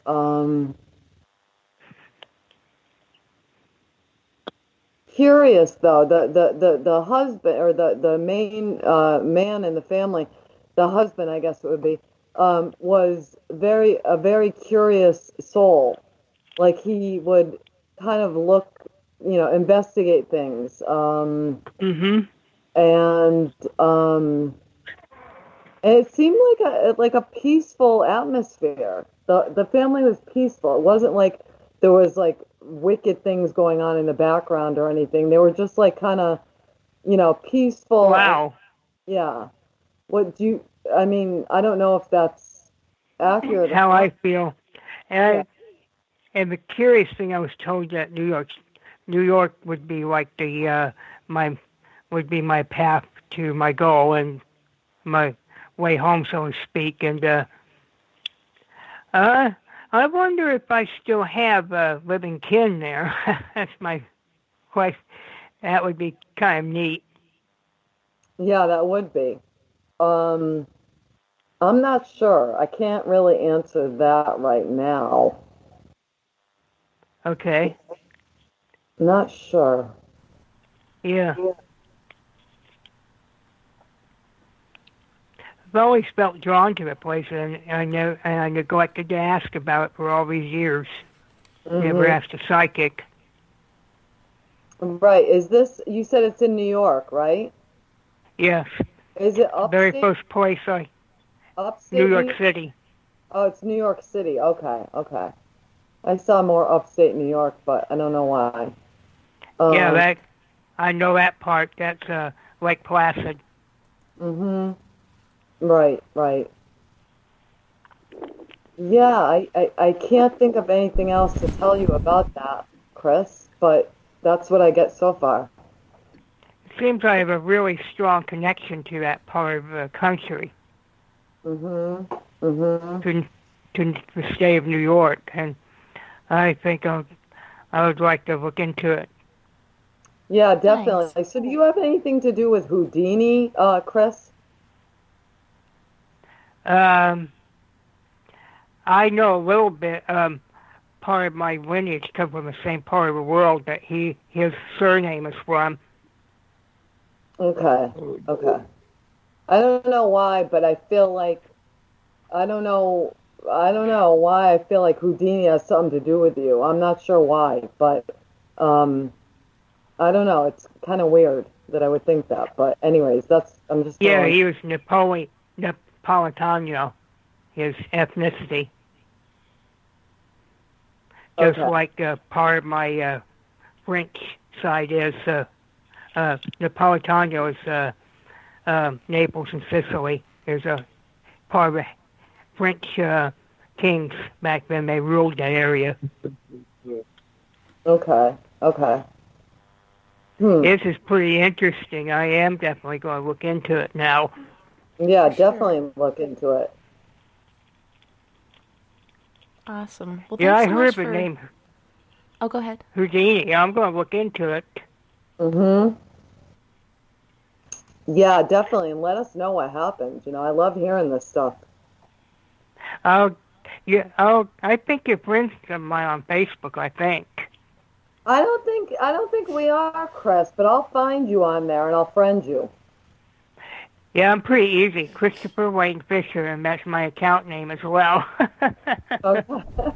I'll check it out. I'll find it. Okay. Thank you.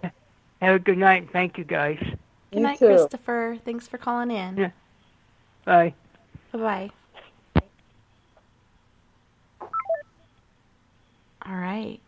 Moving on to our next caller, area code 413 followed by a 7, because we have two 413 numbers here. Who are we talking to? Hello. Hello. It's me. Okay. I heard 2413. I didn't know if it was me or Amber. I wasn't sure. This is my nephew, Tessa. Hey, Caleb. How's it going? Hello. I'm sorry to call in. So, my aunt. I'm sorry. My aunt hasn't heard a story about the afterlife that I've experienced with my grandmother, which is her mother. So I thought I'd come in and explain it. Yeah, tell us. Please do. Okay. Well, I'm pretty sure she's heard us before because she's had a few ciders in the past, but I'm not sure if she remembers. All right. Well, so about, I would say, what is it now? 10 years ago? Yeah, 10 years ago. We went to California and we went there for a week. It started on May 15th. And having a grand old time. And we were leaving to come back to Massachusetts on May 21st. And when I came home, it was about 3 a.m, and I fell asleep on the couch. And I've never seen ghosts. I've never seen, of course, it's my aunt, so I've heard about them all the time. I've heard all the experiences, but I've never seen them, to be quite honest, so I never thought they were real.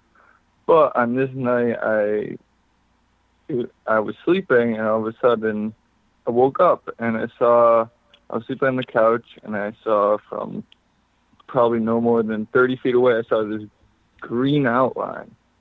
And I was freaked out. I was like 10 at the time. And I put my blankets over my face, covered it up, and I was like, what is this?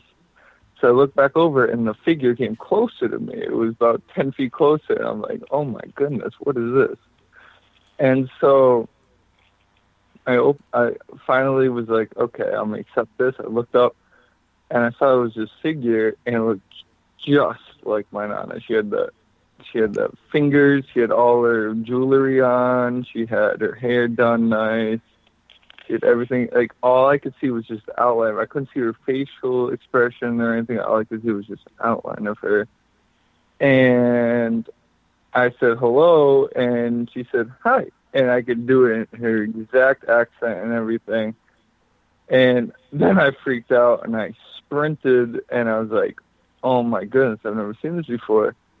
And the next morning, she ended up dying, which was like the craziest thing ever, because like I hadn't seen her in forever, and then the day we come home, she's right there in front of me, and I can see her perfectly. And then all of a sudden, she was just, next day I come home, and they were telling me how she died, and it was just so crazy, because right before we left, my uncle was like, yeah, we'll see you soon. And see you soon was like 3 days later, which was just absolutely incredible. It was the first and only time I've ever seen a apparition. It was crazy. Yeah, I don't remember you telling me that, Caleb. I don't know why. You don't remember that? No, I don't. And That's so interesting, though. I mean, so you didn't say to her, "What are you doing here?" or anything like that? I had no idea who it was at first. It was like, but once she died the next day, everything came together and was like, oh, it was actually, like, I thought it was a dream, like, but it was actually her, like, in the physical presence. I had no idea that, but it was just a sign. Like 12 hours later, got picked up from school and she was gone. So it was weird. Yeah, it is so weird. Oh my God, Jesus. Right? Yeah, that's what I'm saying. I thought I explained that to you before, but I guess not. But yeah, no, it was the only time too. You know how you said it doesn't run in the family? Like, that was the one and only time that it did. That was weird.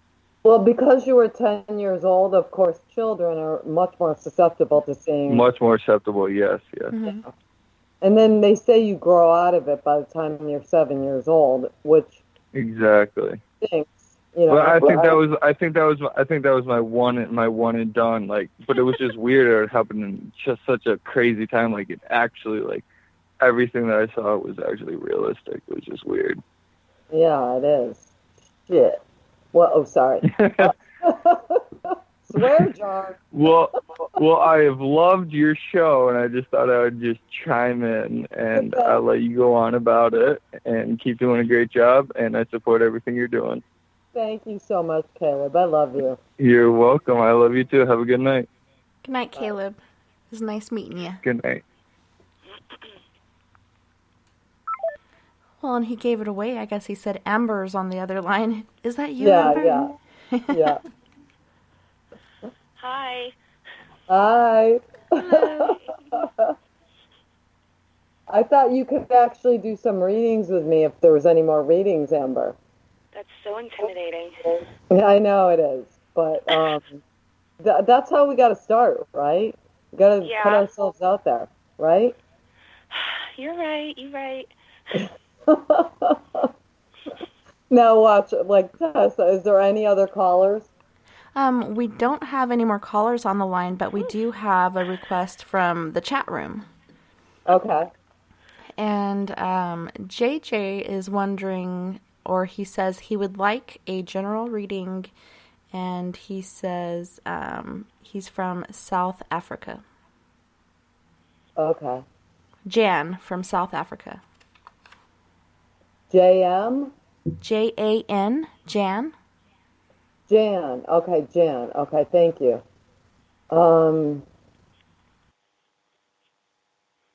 Okay.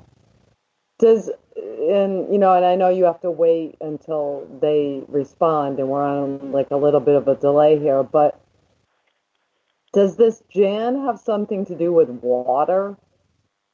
Like her living, the way she makes a living or something, you know? I don't know.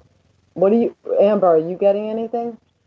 I actually, since you asked me to call in, have had my moon oracle cards out and candles lit, and if she asks for a general, I'd be more than willing to pull 3 cards. Okay, do so.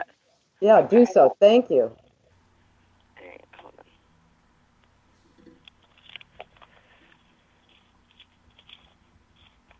All right, I'm shuffling. Mm-hmm. It's awesome that you guys now, are it able is technically a full moon, and these are a full moon deck, so it's pretty cool. Oh, good. Very cool.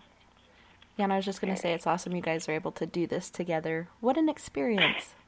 I know. It's a first, Tessa. No, it's not a first. Don't say that. I come to you. I seek your advice. No, I'm saying it's a first that we're doing readings together. All right. Yeah. Not intimidating at all. All right, I pulled 3 cards. All right, so the past card is, let's see, card number 35, and it represents sanctuary. My home is a sacred space full of beauty, inspiration, and protection. Home is a private, sacred haven. It is a place where we can ground, love, unwind, celebrate, cry, laugh, and restore. Your home is an expression of your spirit and wants your love. When you create it with a sense of beauty, inspiration, and protection, you create a sanctuary. An altar lifts the vibration of your home and can be a place to cultivate deep presence. This is your special nook where you can meditate, pray, journal, contemplate, and create. Maintain your own version of your sacredness and tend to your space. Clear and clean it regularly. Offer flowers and stones throughout. Light special candles, add images, textures, and colors to uplift you. Discard anything that brings you down, no matter how sentimental. Put this into practice and create a sacred home anywhere. Okay. Present card is card number 16, and it represents guidance. I am on the right path, and I am divinely guided. When you relax into ourselves, we feel more at peace and return to trust. We remember that each small step creates the whole, a journey overflowing with divine order. A loving force within and around you is guiding you on your path. Breathe. This guidance may take the form of an inner knowing or may present itself as a meaningful sign in your life. The exact name you give this guiding power is up to you, Source, God, Universe, Great Spirit, Higher Self, and all of consciousness, and many others. You may also look to your spirit guides, angels, and ancestors for support. It is often a calm, encouraging, and loving, firm voice, free from anxiety, force, or fear. As you will walk your path, notice and acknowledge all your signs. And then the future card is boundaries. Healthy boundaries keep me centered and balanced. Setting healthy boundaries is essential for our physical and emotional well-being. We each have a need to care for a unique nature, enforce certain limits, and maintain self-respect. Tune into your central power source as you create and relate into the world with healthy boundaries. When your boundaries are too weak, you may give away and give too much in. Let too much in or set yourself up for unhealthy dependency. Yet, if your boundaries are too rigid or thorny, you can become tense and isolated. Either extreme can be physically and emotionally painful over time. Recognize habits that drain your energy and discover this tender balance for yourself. The positive impact of healthy, clear boundaries will ripple into every aspect of your life. Ta-da. Thank you. So You're welcome.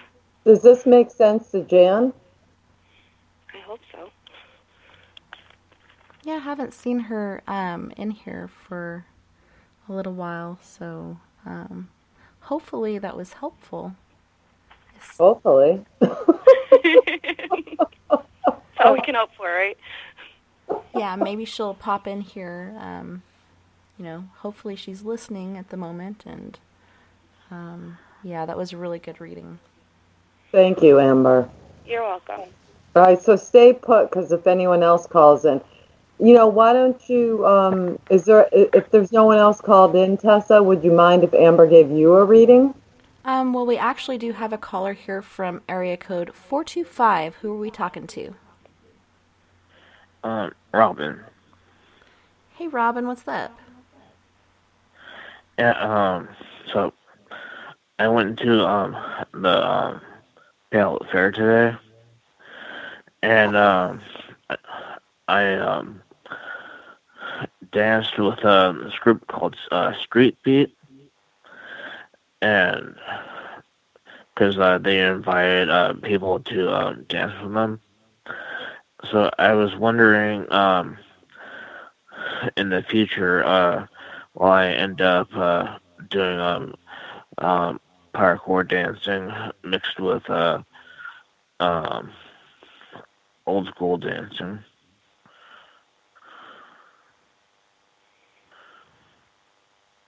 Well, do you want to do that, Robin? I mean, is that something you want to do? Yeah. Okay. So what would stop you from doing that?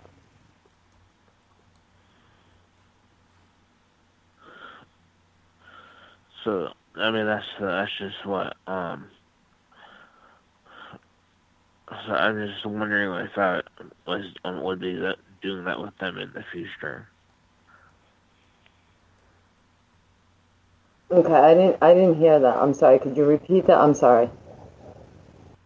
So the question is that they invited people to dance with them on stage. So, and the question is, will I be will I be dancing with them in the future, doing parkour mixed with old school dancing? Mm-hmm.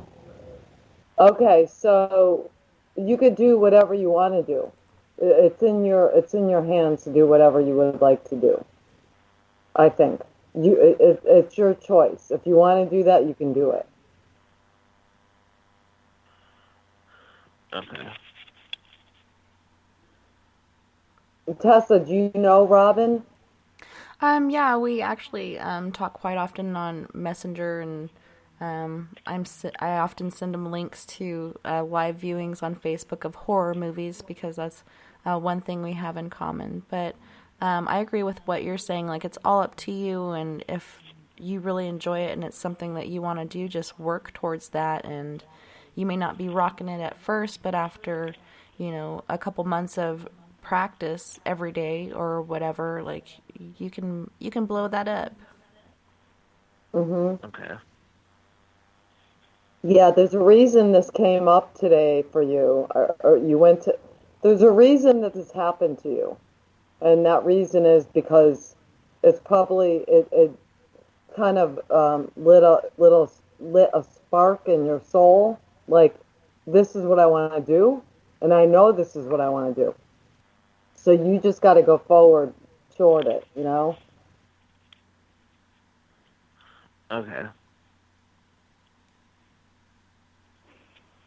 Well, I hope that was helpful. Amber, were you getting anything? No, honestly.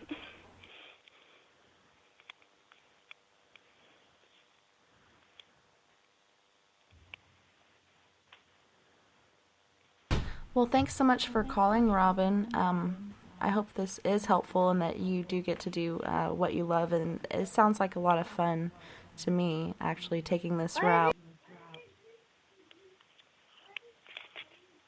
All right. Thanks. Thanks, Robin. Thank you. Right. Bye. Bye. Bye-bye.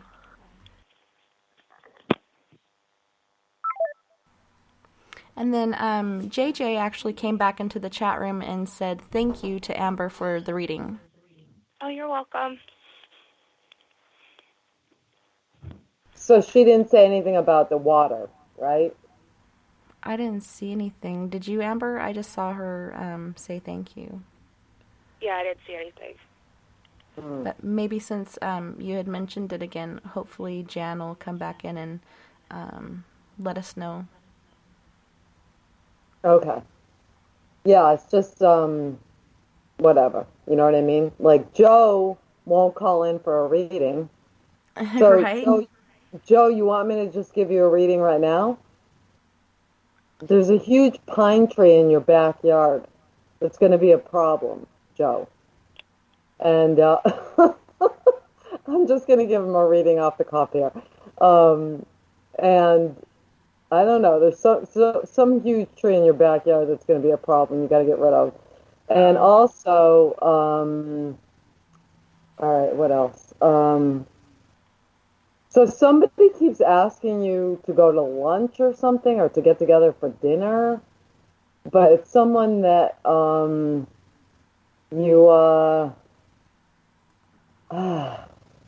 don't know, you're on the fence about, or something. I see someone inviting you to dinner or lunch or something, and you're kind of like, I don't know if I should go. I don't quite trust this person. Yeah, Jesse, we can do. Oh, Jesse! Oh my God, Jesse! Oh my God, I know Jesse. I don't know him. I have a story for you about him. Oh. No, it's crazy connections. It's fucking insane. Sorry. You can't swear, Amber. I know. I said sorry. Okay. I didn't mean it. It's intense. Sorry. Like, it's that intense. I could not control it. So let's do a reading for Jesse. So, Amber, pull some cards for Jesse. Okay. And I'll tell you what I think. I think that This is what I'm getting for Jesse. I think that there's a girl that you're interested in, but I don't know. Wait a minute. She's got blonde hair, I think, or light hair. I don't know. But I'm getting that she maybe can't be trusted. I'm not sure about that, but there's some kind of weirdness with a gal that you're interested in or something. I think she's like involved with somebody else at the same time. I don't know if she's involved with you yet, but there's something going on there. Robert, that would make it Jesse's girl. Oh my. Good one. Well, let's see what Amber has to say for you. Okay. Dun, dun, dun, dun. All right. Past. Okay, just side note, these cards are representing women, so if it says, like, women things, like, it's not, like, it's just because it's made for women, but just go with that because this card is sensuality. It is safe and beautiful to express my sensuality. Our sensual essence is a natural part of our feminine nature. It is creative force carrying deep wisdom. For many of us, this aspect of our being may have been repressed in some way, and deep healing or balance is needed. Yoni is the Sanskrit word for vagina or womb, and also translates into divine passage or sacred temple. Your body is a sacred temple deserving respect, honor, and love. Welcome the inherited wisdom from within you and reclaim your right to express your sensuality in a way that feels aligned and empowering to you. Honor your body and be mindful of who you allow to enter your temple. Tune in and listen to the subtle voice inside. Celebrate and connect with your divine sensual essence. May the planet thrive with the exquisite beauty and sensual power of fully embodied women, and so it is. Next card, which is present, is card number 22, and it is intuition. My inner compass knows the way. Our inner compass is our intuition. When we pause to listen, we expand into its wisdom. As we strengthen our relationship to this gentle yet direct voice inside, it becomes brighter and clearer. The presence of your intuition is centered, honest, loving, calm, supportive, and guided. Life feels more synchronized and happy when you awaken your inner guide. Its opposite is fear, which feels stuck, confused, anxious, overly controlling, disconnected, or heavy. We may be carrying fear from our childhood or even lifetimes ago. Yet in any moment, we can choose to ask for guidance. Experiment with this deeper listening and validate what you see, feel, and hear, even if it doesn't appear logical at first. Engage with your inner compass daily and let it ripple into every aspect of your life. That is my favorite. Yeah. And the next one is card number 13. And I know 13 is significant for him, so this is like a good card for him. It's expansion. I'm ready. Thank you. When we're finally ready to spread our wings and fly, feeling gratitude for all that guided us to this moment will help welcome more support for the next journey. You're more than ready than ever to take a leap and embrace the expansion. You've worked hard to arrive here and are prepared to receive the ripe fruits of your efforts. Doors are opening with promising, well-timed opportunities. Walk into this new chapter with immense gratitude. It will fill each moment with more joy and beauty. If uncomfortable sensations arise, know that this is a natural part of the process as you move into an evolved version of yourself and your offerings to the world. This is an auspicious and magnetic time, and you have guidance all around you. Be open and soar with all that you are. Wow. Yeah, wow, indeed. That's awesome. I met Jesse one night. I was taking an Uber ride, and he happened to get in the car with me, and we went to this bar. He wanted to go to a bar. We were both on an Uber ride, and we both went to a bar and drank a bunch and talked, and it was kind of funny. Well, listen to me. Ready?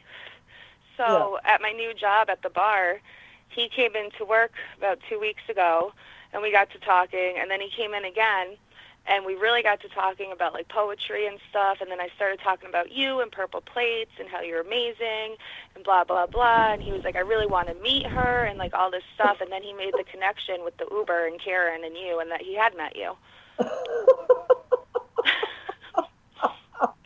So you're kind of a big deal. And yes. Jesse was like, Jesse goes, how old are you? And I'm like, I go, how old do you think I am? And he said I was older than I was. And I go, you suck, you know? Always stick with, like, 26 or, like, 29 tops.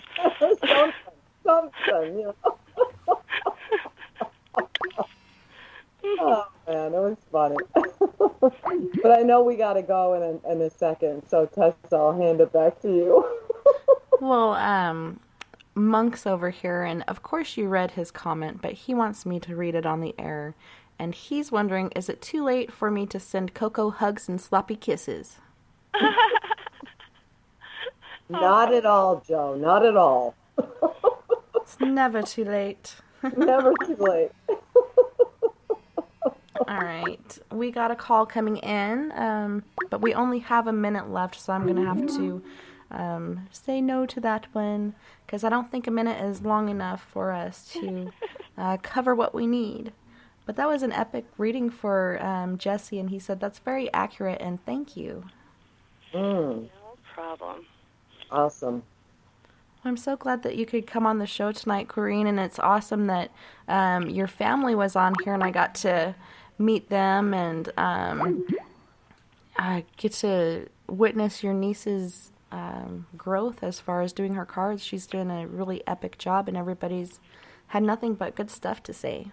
I know. It's great. It's great. If you guys like Amber and Caleb, Tessa is just amazing. She's on here every weekend on this station, so definitely check her out. She's always got great guests. So I want them to know you too, Tessa, you know? Absolutely. Yeah, and Corrine, I believe you were like my first guest on my show. I think I had you and Mia. But, you know, like I was saying before, you were the first reading that I ever received that I felt was accurate and had helped me through some stuff. And I just love having you back. I like having you back repeatedly. I'm a repeat offender. Thank you. Thank you. And thanks so much, Amber, for coming on.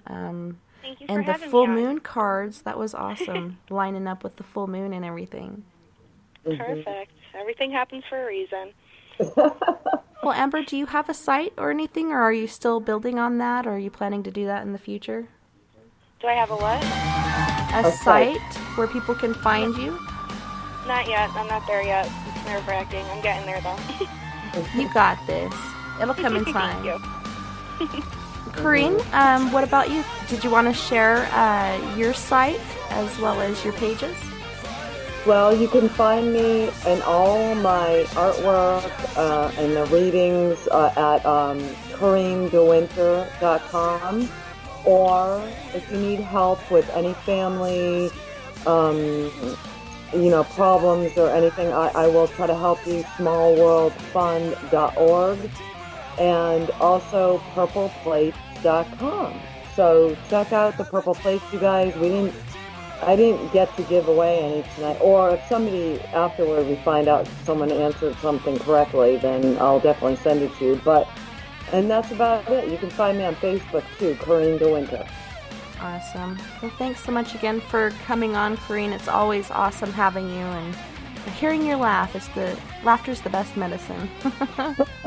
Thank you, Tessa. All right. Amber, Corrine, you guys have a good night. You too, Tessa. Thank you. Thank you.